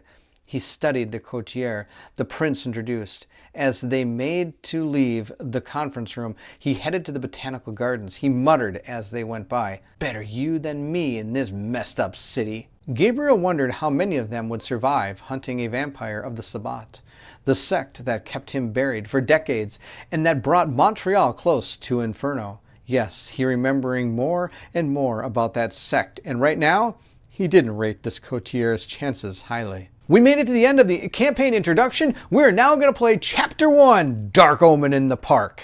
Before we move into the reading for the first chapter, the mission we're going to be going on, which I guarantee you is a lot less than what I just read, here is quickly an image of what we just read, where it looks like we have, I'm guessing, the prince up here, and then, of course, all the other clans around it. I have to admit, it was really kind of cool to read about some of the other characters that we're going to be using in that intro. I thought that was pretty neat. Here we are, the Dark Omen at the Park. This is just going to be the intro for Chapter 1. These recent late summer Montreal nights have been plagued with several often brutal kidnappings of vampires linked to the art world. Witnesses' reports indicate that these kidnappings were the work of a group of hooded thugs whose methods are reminiscent of the Sabbat. Thing is, there's been no sightings of Sabbat activity in the city for more than a decade, ever since they've been eliminated by the Inquisition and its mortal agents. This has the Camera in an uproar and has made the city's vampires nervous. The prince convinced an exceptional Elysium to warn the city's kindred to give the semblance of leadership. A group of neonates picked from various clans, except for a single catif, was formed to address the situation. Now, we're not going to be playing with Gabriel, but he is at least mentioned here. And from how I understand it, even though you're not playing with some of them, the group is still all together, so the story pertains to every person that's part of this actual game. So you're going to see them probably in some of the stories, even though you're not going to be actually playing with those particular characters. You are part of this group either through nomination or by someone else, or by joining of your own accord because you have a personal stake in this situation. Earlier this evening, Luciana Ricci, the Nosferatu in your group, spotted a truck in the botanical garden, the same one that witnesses associated with the kidnappings. You make your way there to reach Yuma's territory. He is the Gangrel Anarch, leader, and maintains a special tie to the Camarilla. So at this point, similar to the way the prologues worked, we now are going to set up our map, and we have different places we can talk. These are all dialogues that we can take on, and these things here you see are actually going to block line of sight. They're like barricades or blocking terrain. This tells us exactly what standees we're going to pick out in order to have them ready to go, and our characters are all going to be right here talking to Yuma Mackenzie, who is that gangrel vampire. So since it is a member of a clan, since we're using Luciana Ricci, being in my Nosferatu form is not going to matter at the beginning of this because he is already a vampire and knows about us. Our objective is to deal with the Sabbat group in the park, and we're going to start by reading Event 1. Interestingly enough, E1 points to every character has their own intro, I guess you could say. So we're going to read all three of the intros for each one of our characters here, and then each one does point us to the same place. But let's get an idea of what each person says here. It says, for Luciana, You followed the details of the kidnapping stories, and it reeks of the Sabbat. You've taken the liberty of doing your own investigation, not caring about the risks it entails. You've tailed the van through the city and identified a scarred vampire leading a bunch of kine, most likely ghouls. You followed it tonight to the botanical garden. Clearly outnumbered, you thought it prudent to contact the sheriff, who sent the rest of this special courtier the prince put together. They're arriving now, but they're not alone. From another section of the garden, Yuma, the local anarch's leader, is making his way toward the van. He's going to mess this all up, but then he stops. He seems livid, and all he does is scan his surroundings frantically.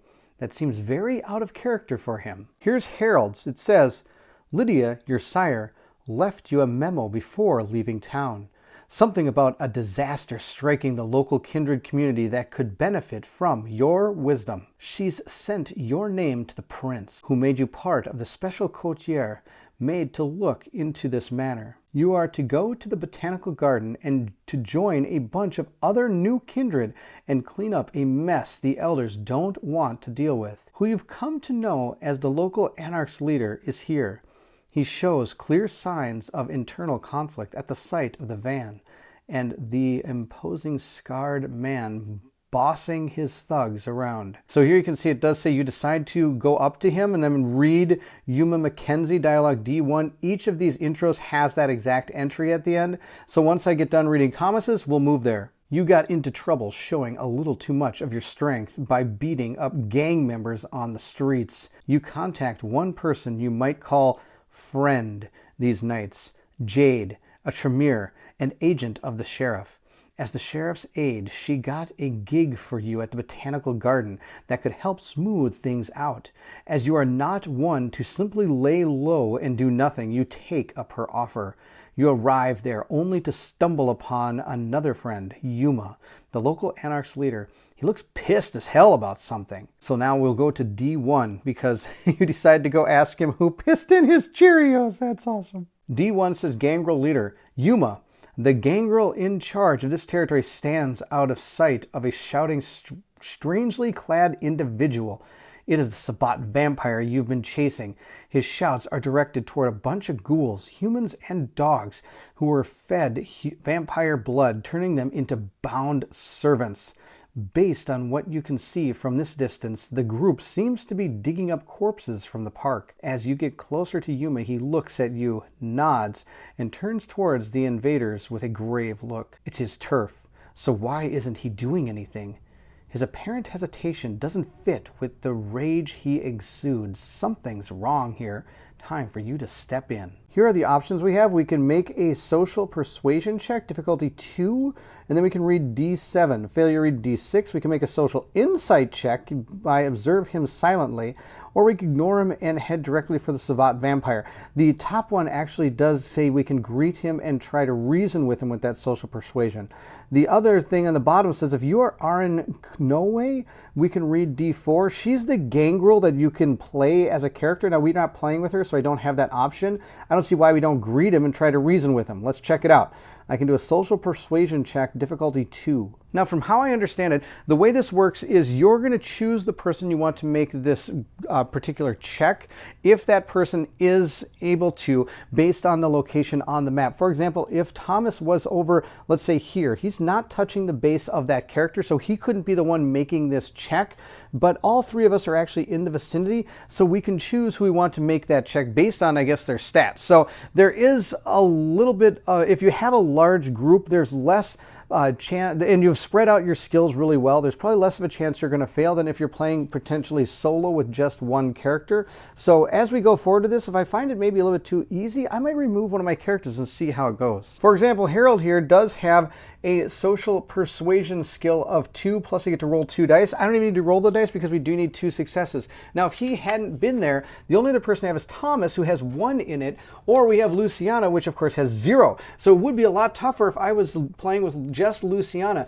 Of course, then I could make an insight check, because you could pick one based on anything else you might be really good at. Of course, she's also not very good at that. So That might not have been the greatest plan, is to deal with that. Maybe at that point, just using her, I might want to just ignore him and go up to that vampire. But instead, we are going to use Harold. We're going to use his 2 insight. I'm not going to need to roll dice because I get 2 auto successes based on the check marks. Yuma listens. We have come into your territory with humility at the behest of the prince and sheriff.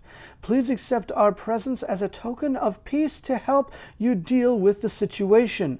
However, with all due respect, how can you stand here and do nothing? Yuma growls. There's so much you don't understand here.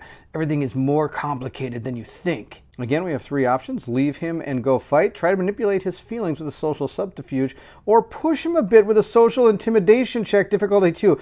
Oh my gosh, the Brujasa wants to intimidate. Let's do it. Intimidation. The Brujas intimidation is 2 auto successes.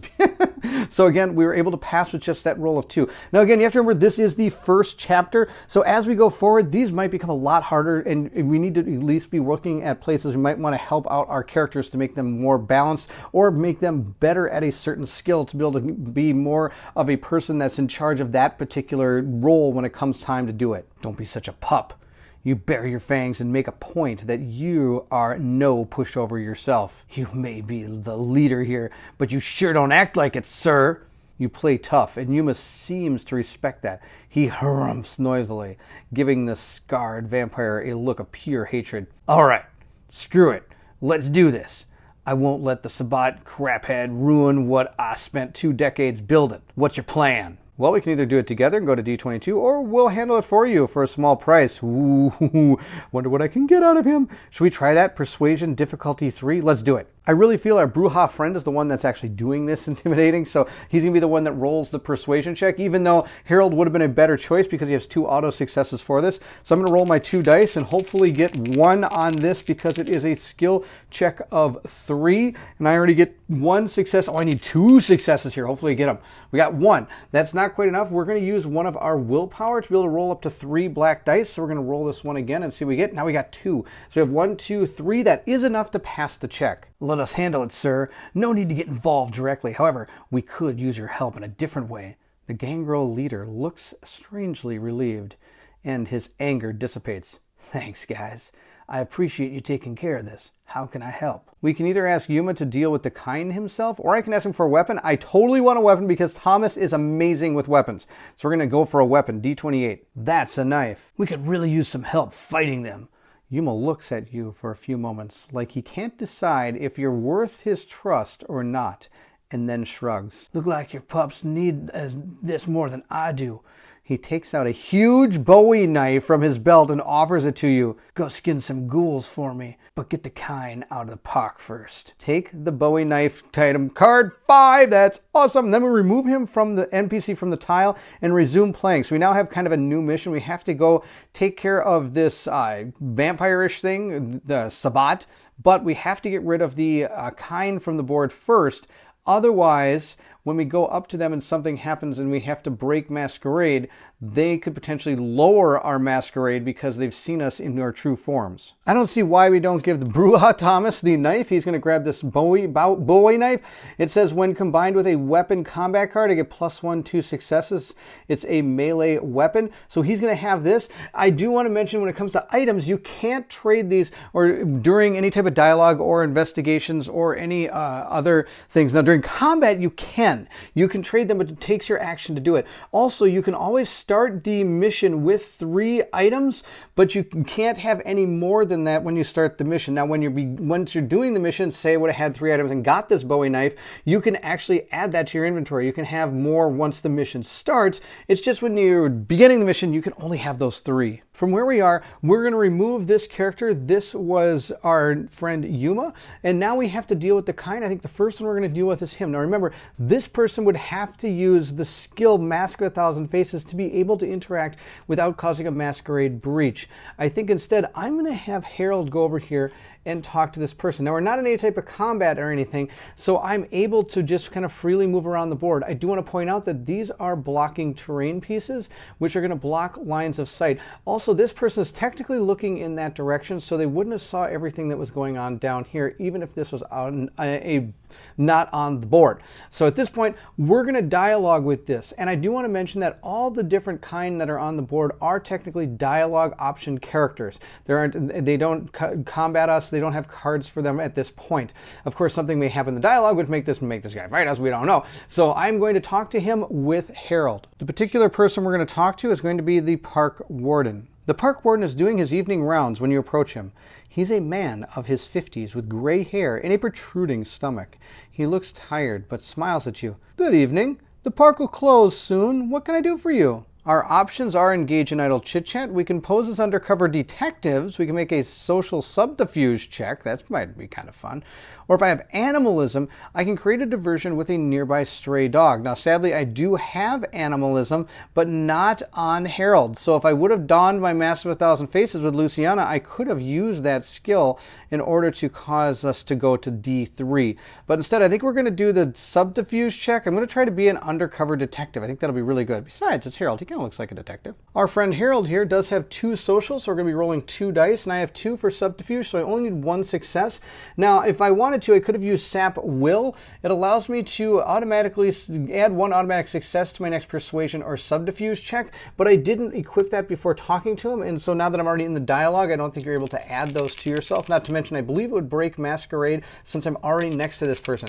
Let's roll these up. Hopefully get at least 1 success. We got no successes. That's absolutely bonkers terrible. I'm going to re-roll that. I'm going to give myself 1 willpower, roll these 2 dice up again. I got my 1 success I needed, but I got a little extra one just for the fun of it. And we'll go back to the book and see what happens. A crime scene? You take a serious look and rapidly flash a random card from your wallet before closing it back up. We're part of an undercover sting. There's a dangerous criminals in the park this evening, and we want everyone to stay safe while we move in for the arrest. The warden is visibly afraid. Of course, officers. Here, take my park keys. They might come in handy for the investigation. You can just leave them at the front gate when you're done. Best of luck. You get a set of keys. Item card number 38, and I'll remove the NPC from the board. All right, we got rid of 1. Since our friend Harold is the one that actually talked to him, he's going to get these set of keys. It just says discard this after use or at the end of the chapter. Just a set of keys. So I'll give it to him. That's fantastic. He's got a set of keys. Awesome. We'll remove the warden from the board, and at this point, we're going to talk to another kind. Now again, I could gang up and send all of them over to a place, but I'm having fun just kind of having 1 person at a time do this. Before we move over to talk to somebody, I am going to add my awe to my character, which is going to add my presence level, which is 1, as a dice to my persuasion skill, which is, let's see here, it's already 1, so it'll be at 2, which wouldn't be too bad. But I have to roll to see if I have any hunger that goes along with it. Yes, I do gain 1 level of hunger when I use my skill. And he's going to whip around and go talk to these little whippersnappers right here. It looks like a gang of some kind, so I figure a Bruja walking in with a bat and a knife, well, bat in his hand, I guess you could say, or a stick or whatever that is. But he's also got a knife in his hand, so maybe this might help get rid of these guys faster. He's going to have to deal with some teenage punks. This will be pretty awesome. You spot a handful of young punks making small-time dope deals with someone wearing a hoodie. As you approach, the hooded customer makes a run for it, while the punks can't seem to decide what to make of you. Their leader takes a menacing step towards you. The heck are you? This is our turf, you costume clown! Bounce! Our options are to threaten them with bodily harm, which probably is going to happen. I can pose a rival gang. I'm going to use my subterfuge skill with a difficulty of 3. I don't know if he's very good at that. We'll have to check. And if you have the set of keys, you can give them to them so they'll leave. Well, I have the set of keys, just not on the right person. So we'll do the intimidation check, I believe. Looking at his character card, he does have intimidation 2. Or not intimidation, sorry, subterfuge. Let's give that subterfuge a shot. We've already tried intimidation, so let's see what happens when you do a subterfuge. Let's try to be a rival gang. That's pretty awesome. Let's roll our 2 dice. I do need to get a 3 on this. We'll see how this goes. Let's roll it up. I got a billion. All right, we're totally fine. This guy's going to be, we're a rival gang. We're taking over your territory, and there's nothing you can do about it, kids. Now, do you want to save before we start breaking your fingers? Young punks get nervous when they realize they're dealing with a rival gang whose swagger is more believable than their own. You've got their attention for sure. I have 2 options. I can make them leave or shake them down. Shake them down. I'm totally going to shake them down. Maybe I can get some fun stuff from them. A small favor. Look, I did get stuff. Time for a little classic shakedown. All right, kids, empty your pockets. They've got some dope. money, and one of them packs a pair of brass knuckles. You take both the dope and the knuckles and chase them out of the park. So now I have a bag of dope and brass knuckles. So much for keeping the PG. Don't do drugs, kids. Remove the punk teenagers from the tile. I now have many items. I've got my brass knuckles, +1 die when you have a brawl check.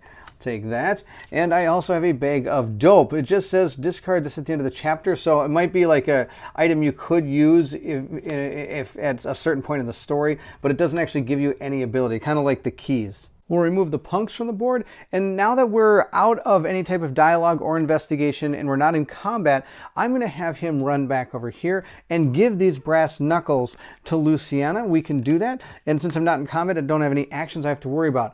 Now I do have these two guys that haven't done, or she has not done anything yet, and I think she wants to get into this action. Actually, you know what I'm going to do? I'm going to have him go over here and investigate this, and I think I'm going to have him join.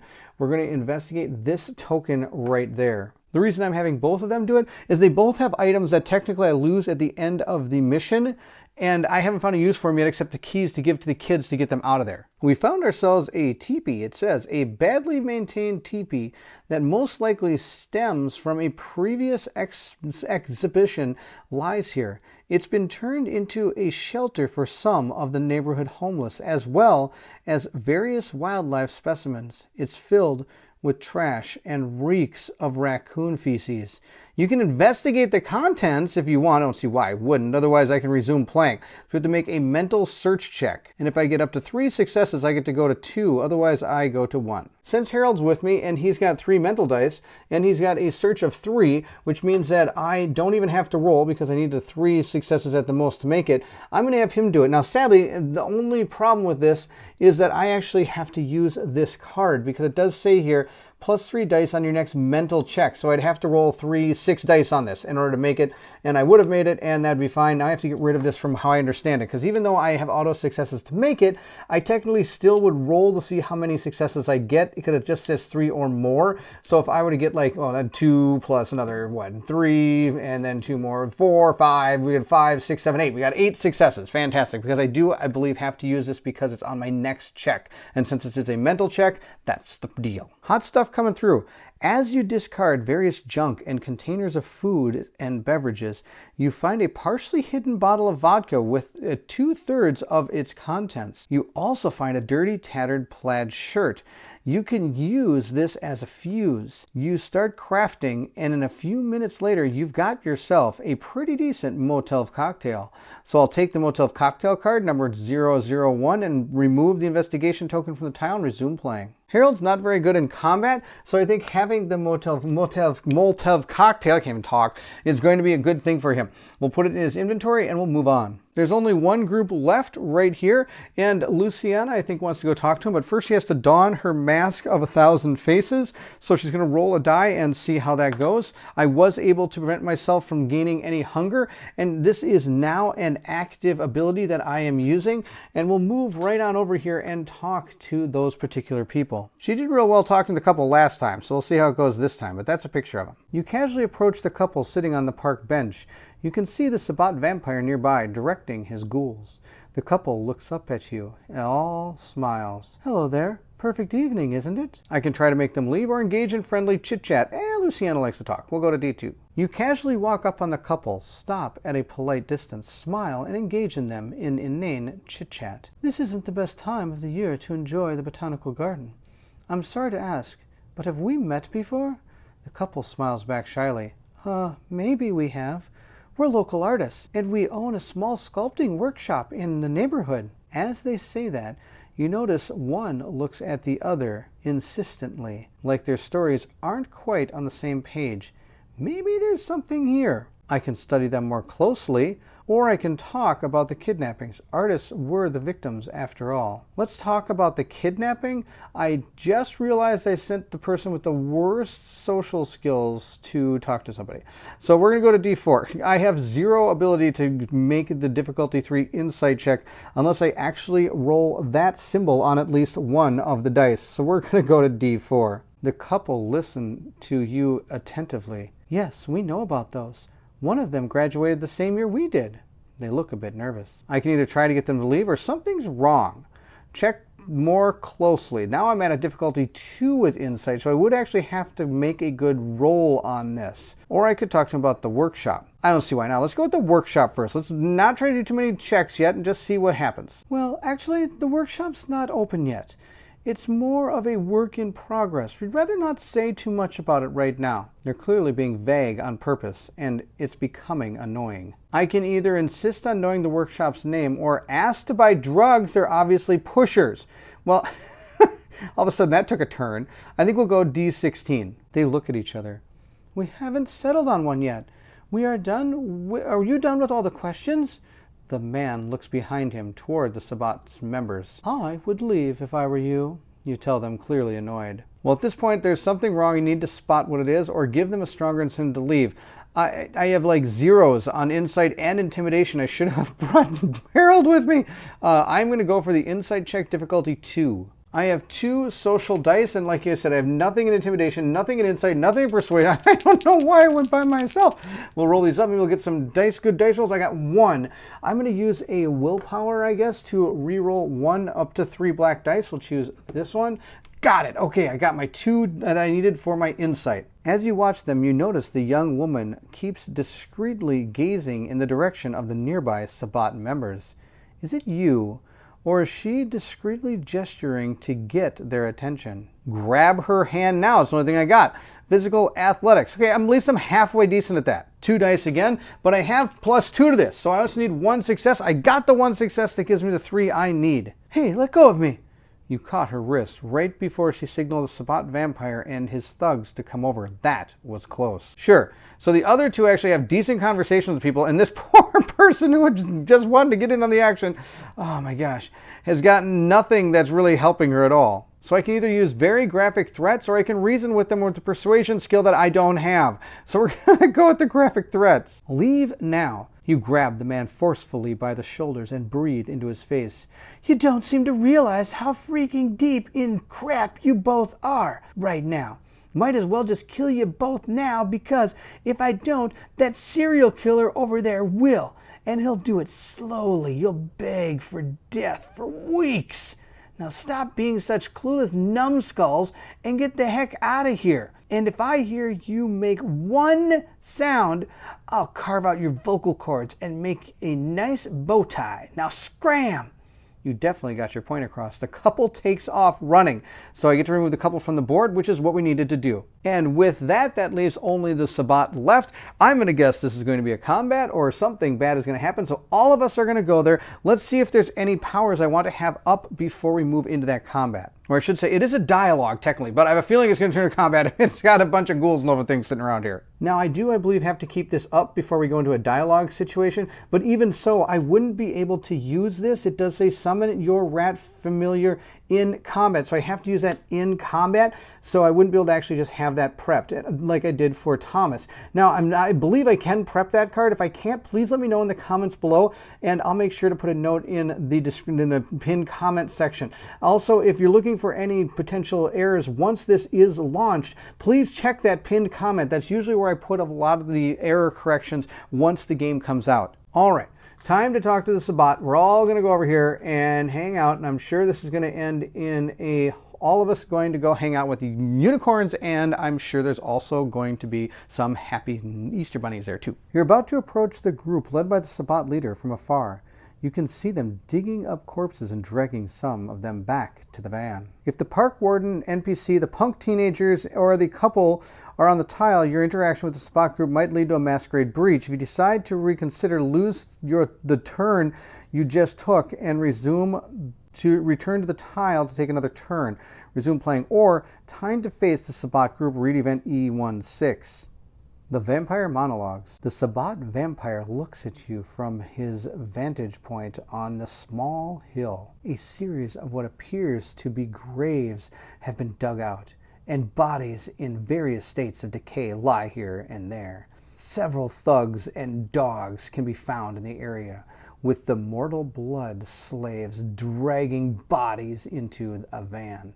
You assume these people are ghouls. The vampire walks slowly in your direction, dragging what appears to be a corpse of a straggly clad kindred. There are clear signs he was the victim of diablerie, the unholy act of a vampire being drained to the point of losing their very souls by another one. The Sabbat leader drops the corpse dismissively. I expected the prince would send someone after me, but I'm a bit disappointed, honestly. He looks at each one of you for a few seconds before concluding that you are not actual threats. He gestures a few of his ghouls, both human and canine.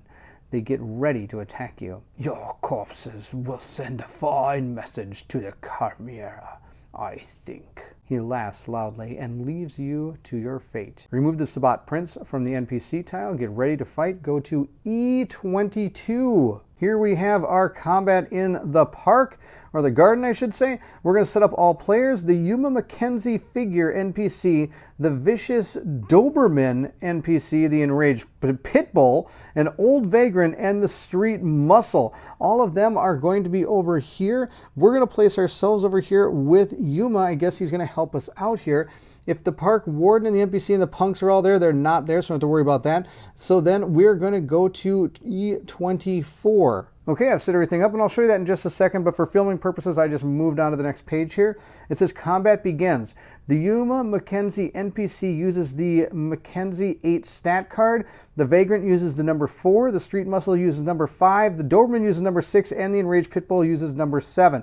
If I win, I get to go to E25. We have our characters all set up on the board. Our team is back there. We have our enemies right here. The 2 dogs are in front, and then we have the hired muscle, and we have the old vagrant right here. So we're all set to take these guys on. Let me show you the exact stat cards and what combat things they're going to use, and then we'll move right into the battle. We'll start with Luciana. Luciana has her Mask of 1,000 Faces, and I had to pick a bunch of cards. I had to pick a combat deck. You can choose this combat deck based out of the basic combat cards that you have. Also, you can take cards that have to do with any of your skills or your powers that you have. For example, she's got Athletics 2 and Brawl 2, so I can pick cards that are associated with that. For example, on the back of this, you can see that this one is a Brawl 1 card, and this is an Athletics 2 card. Athletics 2, Basic Combat, and Basic Combat. So her cards are going to be Punch, Leap, Dodge, Uppercut, and Guard. And if you look at the cards themselves are going to be used for multiple things. One, you can use it to either defend, which is what Guard is going to do, and that's the only thing this can do. Notice there's an X here on the attack situation here, which means this will not attack no matter what I want to do. The other thing you see here is that some of them will give you a bonus. So if I do Guard, my character will go 1 up on the initiative track. For example, here we have Uppercut. This will drop the initiative of the target by 1. And again, I could use this as an attack card, or if you notice both symbols are lit up, I could use it as a defense card as well. If I feel that I'm about to get mobbed and I think it's better to just take some defense, I can do that on my turn, or even when they attack me, I should say. Again, we've got another dodge card. So again, if we needed more defense, I could do that, and this one will allow me to move. I have Leap. This is only an attack card, which gives me extra movement, and it also allows me for self to go up 1 initiative card. This is a very good card. I love that card. And Punch allows me just to use it again as a mix. So I kind of gave her a couple attack cards, a couple defense cards, and a couple mixed cards, so she'll be all set to go. The way this starts is when it comes to combat, the first thing we're going to do is players are all individually going to choose a card that they wish to use.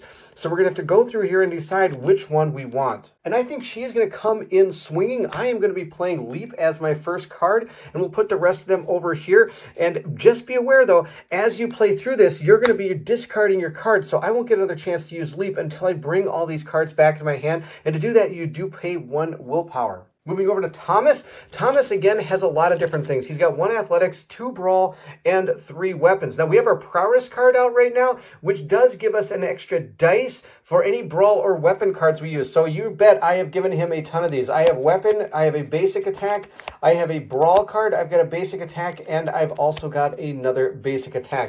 And all of them are either going to say brawl on them or weapon. So I've got bite, This would be able to get rid of one of my hunger if I attack with it, and it also deals 1 additional damage. This is only an attack card. We have high kick, again, only an attack card. Slash can be used as both, but when equipped with a melee weapon, I'll get these things, and this can only be used in combination with a melee weapon.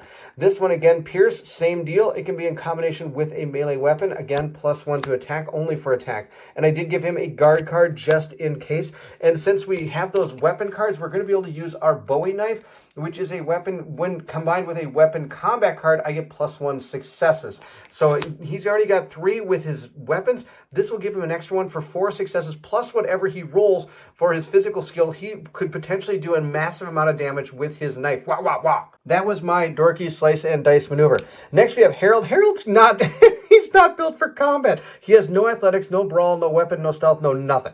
But he does have 2 physical and 3 mental. And I forgot to mention that the amount of cards you get is equal to your mental and physical state. And all of our characters have a total of 5. For him, I gave him a spray card, but he doesn't have any type of ranged weapon. I'm hoping in the future he can get one. But for this battle, the only thing he can pick are common cards, the ones from the basic deck. So he just has bite, guard, low kick, and punch. The card I think we're going to start with him is I might just give him the guard card. I don't think he's even going to get up into the battle, to tell you the truth. So just in case somebody attacks me, I'm going to put up, well, maybe I should I'll do a mixed card. We're going to do punch just in case I get 2 people that are going to be able to go up on me. And let's figure out what he's going to do. Well, I think we know what he's going to do. He is going to do one of his slash cards. He's going to do slash because that way I can start doing some damage with that knife. I think that will be awesome. I do want to mention he does have a Molotov cocktail if I wish to use it, which will start fire out on the board, which might be something that'll help him out since none of his stuff since he's not a very good combat character. And I'm talking about Harold. These are all of Harold's items and powers.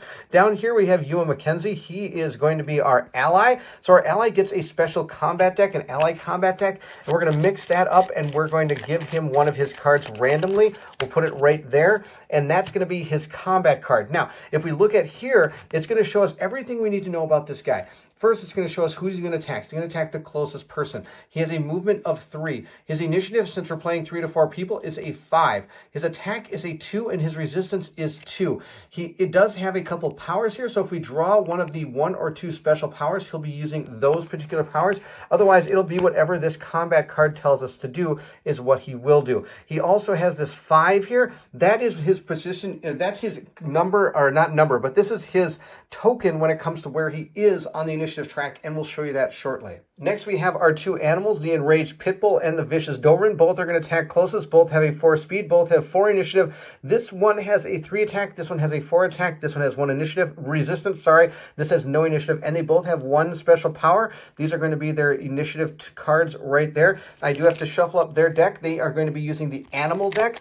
And we'll just shuffle this up. Give it a good old shuffle here. And we'll draw 1 card for each of these characters here. We'll put 1 right there and 1 right there. When it becomes their turn, we'll flip over these cards and we'll see what they do. The only other way we would ever reveal one of these cards is if they are attacked before their turn in the initiative. And the only reason we're checking it is to see if he has any type of guard card under there that will help his resistance. Other than that, we're not going to know what this card is until it is their turn. The last characters we have that we're going to be going against are our ghoulies. I'm going to shuffle these up a little bit. I've been calling them ghoulies because I've been watching too much of Riverdale, and it's one of the gangs in the show, if anybody watches the show. I'm going to give them both 1 card here from the ghoul deck, and they again have, this one has 2 speed, 3 speed. They're going to go at the closest, but this one's going to go after the most injured, which is interesting. And he has a 4 initiative too, 2 initiative, 2 attack, 3 attack, and 2 resistance, 1 resistance. So he's going to be more of a defender. This is going to be more of an attacker, but of course these cards are going to tell us exactly what their characters are going to do. Here's the initiative track. It's not looking good for us. There's a lot of things that are going to go before we even get a chance. The initiative for our characters is based on our physical stat. His is a 3 and theirs is a 2. So everybody's going to go before them except for the old vagrant. And if there's ever a tie between players and enemies, the players will always get to go first. And if the ally, which happens to be this character, say it was on 4, an ally is also considered a player character when it comes to the initiative order. So he would always go before any of the enemies. Since Yuna is highest on the initiative chart, Yuna is going to go first in targeting the closest character. We're going to flip over our combat card and see what it is. He is going to punch, which is also going to give him +1 initiative. So he's astronomically going up the initiative track. His punch is going to deal 2 damage to the closest enemy. He'll move 3 towards the closest. 1, 2, I'll put him right there. The closest are the 2 dogs. So since they're both equally close, I guess that's great. We're going to check the initiative track to see which one it attacks, and we will attack the one that's highest on the initiative track. They both have a 4 initiative. They're both these tokens 4 and 3. So again, there is a tie. Once we get to that point, the tie is broken by me. I get to choose which one of these guys this person attacks, and I am going to have him attack we're going to attack the pit bull because the pit bull does more damage. This one right here is the pit bull, so he is attacking with a punch. His attack value is 2, so he is going to do 2 damage to that enraged pit bull. At this time, we do have to reveal this card and make sure it's not any type of guard card. It says tear. I highly doubt that's going to help him guard in any way. Of course not, so we'll put that back with the character. He is going to be tearing it up, I guess you could say, as soon as it's going to be his turn. But it's not his turn right now. He's going to take 2 damage, so to represent this, we are going to take the character card. We're going to grab one of these, and we're going to put this on the marker here, if I can get it in there. There we go, just like that. 1, 2, and he's going to go up on these special little red dots you see. So we have to get a total of 1, 2, 3, 4, 5, 6 damage onto this Doberman, and then he will be exhausted. He'll be perished. We'll have destroyed the dog. But for right now, he has taken 2 thanks to Yuna. Thank you, Yuna. You did fantastic. We do know that is not a defense card, and Yuna has gone, so we are going to move this token to the other side to represent that we have done that. A couple things we have to do is 1, he did get +1 initiative because of the card he played, and 2, I did need to check the resistance on the enraged pitbull. It has 0, so it does take the full damage. With Yuna complete, we will discard the card to the bottom of to the deck right here. Once this gets empty, we will shuffle the whole deck back together. Moving to the initiative track, we're going to use number 4 next. We'll just go in this order across. Now, of course, down here, it will make a difference. We can actually choose which one we want to. But for now, we're just going to activate number 4. And that's going to be the enraged pitbull. He's super pissed that he got hit. So we do know that this is going to be a tear card. So what tear is going to do is it is going to do +1 damage to the target. His target is closest. Yuna is the closest to this person. His attack value is 4. +1 is 5. So this thing's doing 5 damage. That's out of control. That's a super powerful enemy compared to Yuma, who did 2. Yuma is going to take 5 damage. Yuma does have 2 resistance, so Yuma is going to take 3. We're going to put this underneath here and put up 3 damage. 1, 2, 3, just like that. And I think if I can get these things in here, these are a little wonky. I could just use a dial or a die if I wanted to. 1, 2, 3, but I'd like to show you all the components that come with the game. So this person has taken 3, and notice there's a lot of health on this character, so I'm hoping this person can stay along. He's actually acting as my tank right now. So he's got a total of, I think, like 13 health or something with him taking some of this damage. This card doesn't give any type of extra bonuses, so we'll put it over there in the discard pile. And I'm going to move to number 3 next, so we'll move the token over to the other side of the initiative track and see what this vicious Doberman is going to do. Again, it's going to attack the closest, which is Yuma. It is going to do a bite attack, which is going to do +1 damage. So this one's attack is 3, +1 is 4. So that means Yuma is going to take a total of 2 damage. Wow, Yuma's just getting rocked, but that's okay. That's what he's here for. He's going to take 1, 2. After all, as a gangrel, I'm sure he loves to be hit like this. I think it's part of his nature. That is the end of our 2 dogs. They have both gone. Just to show the board a little bit, they did not have to move because they were already adjacent to their target. The next person, though, is going to be the street muscle. We'll move the token over to the other side. And if we look at the street muscle now, his movement is going to be 3. So we're going to move him 3 spaces to get to his target, which is the most injured, which happens to be Yuma. And that character is right here, so it's going to move 1, 2 to right here, so it is there and facing Yuma, and it's going to attack. Maybe we'll see what its combat card is. The combat card for this particular character is special 2, so let's go check that out. Now, since this character doesn't have a special 2 ability over here, what we're going to do is use the special 1 instead. It says Sucker Punch, which is going to be absolutely amazing, I'm sure. It says a strong and impactful punch in the throat. The target is going to take +1 damage. So the damage for this is going to be 4 in this case. Now remember, I have 2 resistance on Yuma. Unlike our characters who would have to use defense cards to represent the fact that they might not be able to use those defense cards when they would like to, we just always use the resistance on the ally's card. With the 2 resistance that he has, he's going to take only 2 more damage. He's moving on up. He's getting about halfway dead here, so I might want to be careful in order to keep him alive. Sadly, I don't know how I'm going to be able to heal him. I don't think I can. At this point, it is finally our turn. We are going to have Thomas go next. Now, there's many things a character can do during his turn, so let's go through them. One thing you can do during your turn is move. In order to do a move action, you're going to decide how far you want to move based on your athletic skill plus 1. Thomas's athletic skill is 1, so he can move a total of 2 spaces. I think he's going to move 1, 2 over to here. That's as far as he is going to go. I could also divide up my movement in between any other actions I wish to perform at this time. Now, of course, once a character activates, he has to complete everything he wants to do on that turn, he or she, I apologize. And once that's done, we would then move on to the next person in the turn order. At this point, another thing we can do on our turn is use any blood we have. Of course, that could allow us to become more hungry. Some of the things we can do using blood would be to activate any of our powers. If we want to switch this out, we could then use one of our new disciplines. And you can only have 1 discipline at a time active. So say we were starting to take some damage and needed somebody to defend themselves. I think we have something down here that helps us. Yes, I have Cat's Grace, so I could maybe switch that out at some point if I feel I might need to. I could also blood surge, which we're not going to need to do, or I could mend damage. If I've ever taken damage, I can use blood that I actually have saved up inside, I guess you could say, to heal some of the damage I've taken.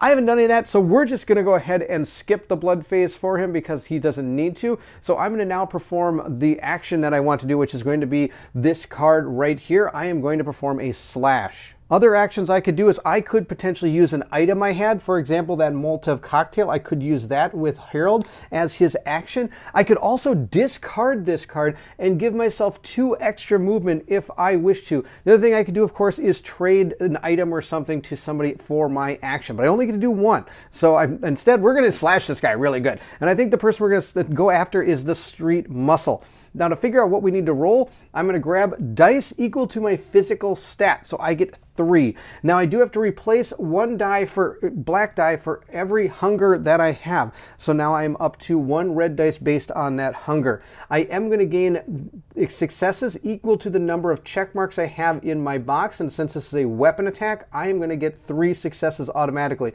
The Bowie knife is going to give me another one. So that's 4 successes automatically.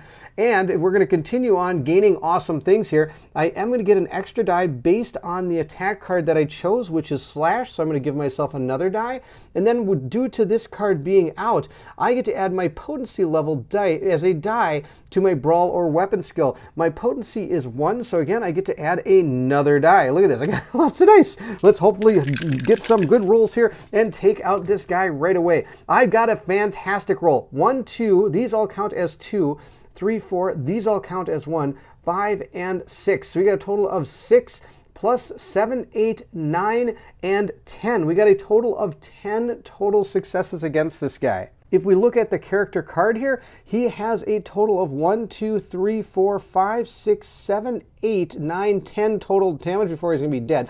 But the one we're looking at here is we want to get to the 3 player mode. Once we get to that, the character is dead. So I have removed this guy from the board. He stabbed him real good with that knife. So this character is now dead. Love it. With that card done, I am going to discard that card, and we are going to move on to our next character. 3 characters are left to go this round. I am going to remove the Street Muscles initiative token. He has been destroyed, so we're going to remove that. And we're going to decide which one of our 2 characters I think I want to go first. I think we're going to have Luciana go first. She is going to be able to move 2 spaces, 1, 2, just like that.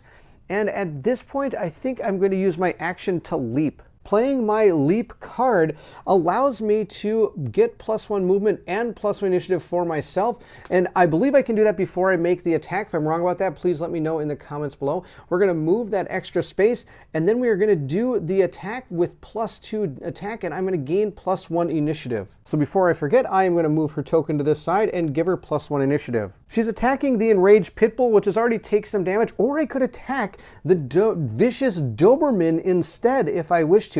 And I think I actually am, because the Doberman has not been hurt yet, which is going to be the way to go. But before we do that, I do want to mention that this guy did have 1 resistance, but that still is not going to be enough to save him. He should have taken 1 less damage. It still would have been 9 damage, which would have been easily enough to take him out. I'm going to be rolling 2 black dice for my physical stat here, and I am using a athletics card, so I'm going to get 2 automatic successes. I'm also going to be able to add 2 more dice to this roll because I have the 2 dice there. In order to take the Pitbull out, the Doberman, I have to get a total of 7 on these 4 dice plus the 2 in my athletics skill. It's going to be tough. Maybe I don't think I'll be able to take him out, but we'll give it our best shot. Let's roll our dice and see how well we do. Come on, I need some good successes. I got only 3, so that's only 3, 4, 5. That's not enough because the Doberman does have 1 resistance, so I'm going to take 1, 2, 3, 4. Would be enough to kill him if we were playing just a 2-player game. So in this instance, I am going to move my willpower up 1 to be able to re-roll up to 3 black dice. So I'll roll these up, see how we do. I got another 1, so that's 1, 2, 3, 4, 5, 6. So again, we're at 1, 2, 3, 4, 5, 6, which would be enough to kill him, but he does have that 1 resistance. And now I'm going to use another willpower. You can use as many willpower during your roll as you wish to, but remember, you can only re-roll black dice. So I'll re-roll this one, and I need another hit. Come on, we're going to go one more. Here we go. Let's get this die. Let's get a good roll here. Yes, we got him. So we really used a lot of our willpower, but I think that's okay. It was worth taking out another one of these characters off the board. This Doberman is dead. He took a total of 1, 2, 3, 4, 5, 6, 7 points of damage. And like I said before, he only has 1, 2, 3, 4, 5, 6 health. So this vicious Doberman has been destroyed. We'll remove his initiative token from the initiative track, showing that he has been destroyed. Roar. At this point, I will discard my leap card and we'll move into Harold's turn, who is probably not going to do anything. Harold is more of a lover, not a fighter. Well, actually, I don't even think he's much of a lover. I think it's just going to be Harold is a very good person when it comes to seeing things, but not good at fighting. I am just going to move him up 1 space to there. So maybe next turn he can come in and help out in the combat. But for now, I don't think he's going to do anything. Of course, as an action, I could throw that Molotov cocktail, but I think we're doing okay. We might want to save that. We'll move his token over to the other side. It will now be the Vagrant's turn, so we'll flip over his card and see what he is going to do. He is going to do a kick. The target is going to take +1 damage, and he's going to go after the person with the highest initiative, as opposed to what he normally would attack against. Even though our character has chosen what to target based on what it is the closest, it's kind of cool that some of these cards do actually make you switch that up. So again, you're never sure exactly who might get attacked, even though you have a great plan. He's going to move himself 2 spaces, 1, 2 to right here, and attack the person with the highest initiative, which is still going to be Yuma. And we'll see. He is going to do 3 damage to Yuma. Yuma does have the 2 resistance. He's going to take 1 damage. I'm super happy that Yuma's here, because otherwise I think our entire team would already have been dead for how much damage they did. But it is more of a... Remember, we are still on the first mission, so there is a lot of stuff that we are still learning. Again, I did have a lot of combo cards out there, so if this person did start attacking some of our players and got our characters down a little bit, we could have used some of those combo cards to hopefully keep ourselves alive. We will discard this particular card, and that will end the first round. Lucky for us, we were able to take out quite a few guys in the first round. Of course, that vicious Pitbull is still out there. We'll have to make sure we kind of take him out next time. We'll move all our tokens over to this side so we're all set for the round, and we'll start with Yuma. He will go first. But before he does, we do have to pick our combat cards. For filming purposes, I was just able to move that so it's all set. We're going to look at what we have here. I think we are going to do our punch card, I think. Again, we're going to give some mix here just in case. I think that'll be our punch. I think I like uppercut better. We're going to use uppercut. It gives the same feel, but I also get to give the target -1 initiative. Now, if I wanted my leap card back, I could pay a willpower to get our deck shuffled back, or get our deck back together so we could choose what we want to. He's going to go again with his knife and get his pierce card ready. Oh, Harold, what are you going to do? Let's just give you a, let's do a, well, wow, I don't know what he can do. A low kick. He'll do low kick. Here we go. I have to, oh, now, interesting thing, as I want to mention, is we did not use this card. We didn't use it to attack or defend. So I actually get to put this card back into my deck. And you know what? I'm just going to play the same card again. No, I don't. I think I am going to use my low kick this time. We're going to use low kick because of the fact that this one is a mix, but still gives me +1 attack, where the other one is a mix, but it gives me +1 to defense. With our card chosen, we are now going to give 1 card to each of the respective enemies that are still left on the board and our ally. And now that that's done, Yuma will start the round. We'll see what he is going to do. He's going to do his special 1. Let's take a look at it. I bet it's going to be awesome. It says here, it's so hard to read. Some of these cards are pretty small when it comes to him. He's going to go after the most injured, which will be the pit bull. And it says here that he will attack and give +2 movement and +2 damage. Is that what that is? Oh my gosh, that's amazing. He is going to what? Lunge in will form at the enemy's throat. Okay, lunges at the enemy's throat. Let's do it. I get to do +2 damage. He already does +2 damage, so he's going to do a total of 4 damage to this particular character. We will see if the Enraged Pitbull has a defense card. He has Charge. Nowhere on here does it say it's going to be a defense card at all. So he is going to then flip this back over, and he is going to take 4 damage. And if we look, the resistance is 0, 1, 2, 3, 4. That is enough to kill this guy. Wow. Yuma for the win! Our Pitbull is dead. I'm going to discard his card and remove him from the initiative track. Wow, we are just rocking these guys. This is awesome. All right, our Pitbull's down, our Vicious Doberman. I have to admit, when I first saw all the monsters on the board and the fact that they got to go first, I was a little worried. But this guy being here is really kind of more of a safety valve. I'm super glad he's there. I wonder if there had been a way in the story that he might not have been there. And if that's the case, this would have been a totally different outcome. We'll remove him from the board, and then we'll go into our turn. I could choose to use whichever one of these characters I wanted to. And if you're playing with multiple players, again, you can choose amongst yourselves who wants to go. I'm going to have Stabby Thomas go next. He's going to be able to move up to 2 spaces based on his athletic skill. And now that I think about it, Luciana should have been able to move a total of her athletic skill +1, which would have been 3. From where she was, she could have actually moved the 1, 2, 3 without needing to use that leap card to get her to where she needed to. So with the leap card, she could have moved 1 more, but I'm glad I didn't, because I want to get this guy in position to be able to attack this vagrant right there. But it's supposed to be athletic skill +1. Thomas is only gets to move 2 because he only has 1 athletics, but Luciana does have 2 athletics, meaning she should have been able to move those 3. We're going to use our action to do Pierce. Pierce is going to give us 3 dice with our physical attack.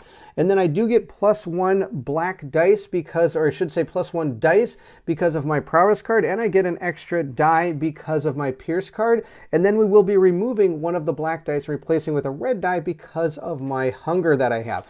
We'll roll these up and see how we do against this guy. We got, oh my gosh, we totally did superb. 2, 4, 6, 7, 8, 9, 10, 11 points of damage. I don't think this guy can take that much. Let's see what he's got. He's got 1, 2, 3, 4, 5, 6, 7, 8, and technically 2 resistance, 9, 10. So he is at, wow, I one-shotted this guy too. Wow, this guy's like Super McStabberson. He's amazing. Okay, he stabbed that guy into next week. He had...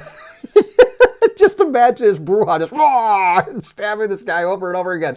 Okay, that guy's super dead. We managed to take out everybody in this little combat here in less than 2 rounds. That was super cool. Now remember, this game is not technically based on combat alone. It's just one of the pillars, and it's super simple way to do this. It has some great mechanics that I really enjoy. I love the fact that sometimes the people will change who they're attacking and things of that nature. There is one thing we have to check, which could change the outcome of this particular attack. He could have a defense card under here, and he has Hook, which is going to be a self with +1 initiative and +1 damage. So I'm sorry he was winding up for a hook. I managed to block the hook and stab him 100,000 times in the chest and have probably destroyed this poor little vagabond and probably slit his throat as well.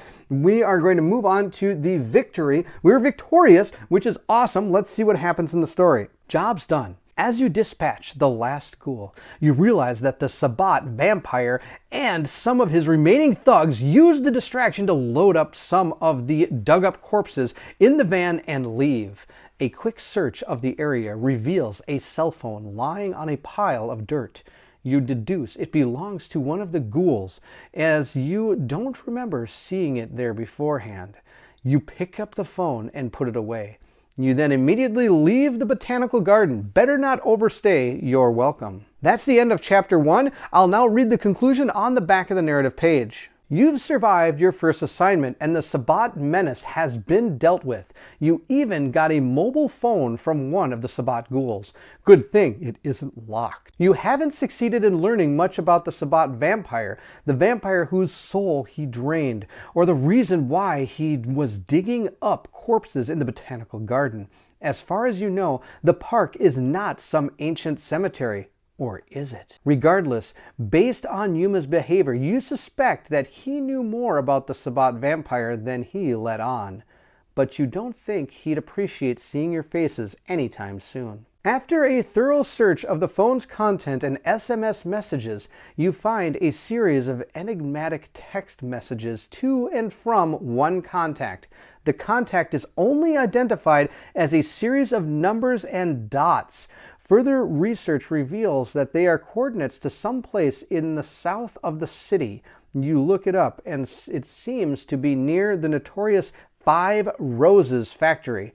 You better head there next. At this point, we gain a reward, which is 3 experience points, which is super awesome. With that, we're going to get a total of 12 total experience points, and at least for some of our characters. And with those 12 experience points, that's going to be enough to level up our attribute. That is our physical attribute here, because it only takes 12 to get to 3. And I think getting these people to 3 each will definitely help, because that gives them more health. We also get to take the We Did It number 43 effect card. And with that success, you may now play Chapter 2, A Ghoul at the Flour Mill. The We Did It card says you have won the battle, now on to the war. +1 die to your next skill check. And I'm going to discard this at the end of the next chapter or when I use it. So the next time I have to do a die for your next skill check, I'm going to get +1 to it. And this goes with our courtier. So our entire team gets that we can use in the next mission. Of course, unless we don't make any skill checks, but I bet we will.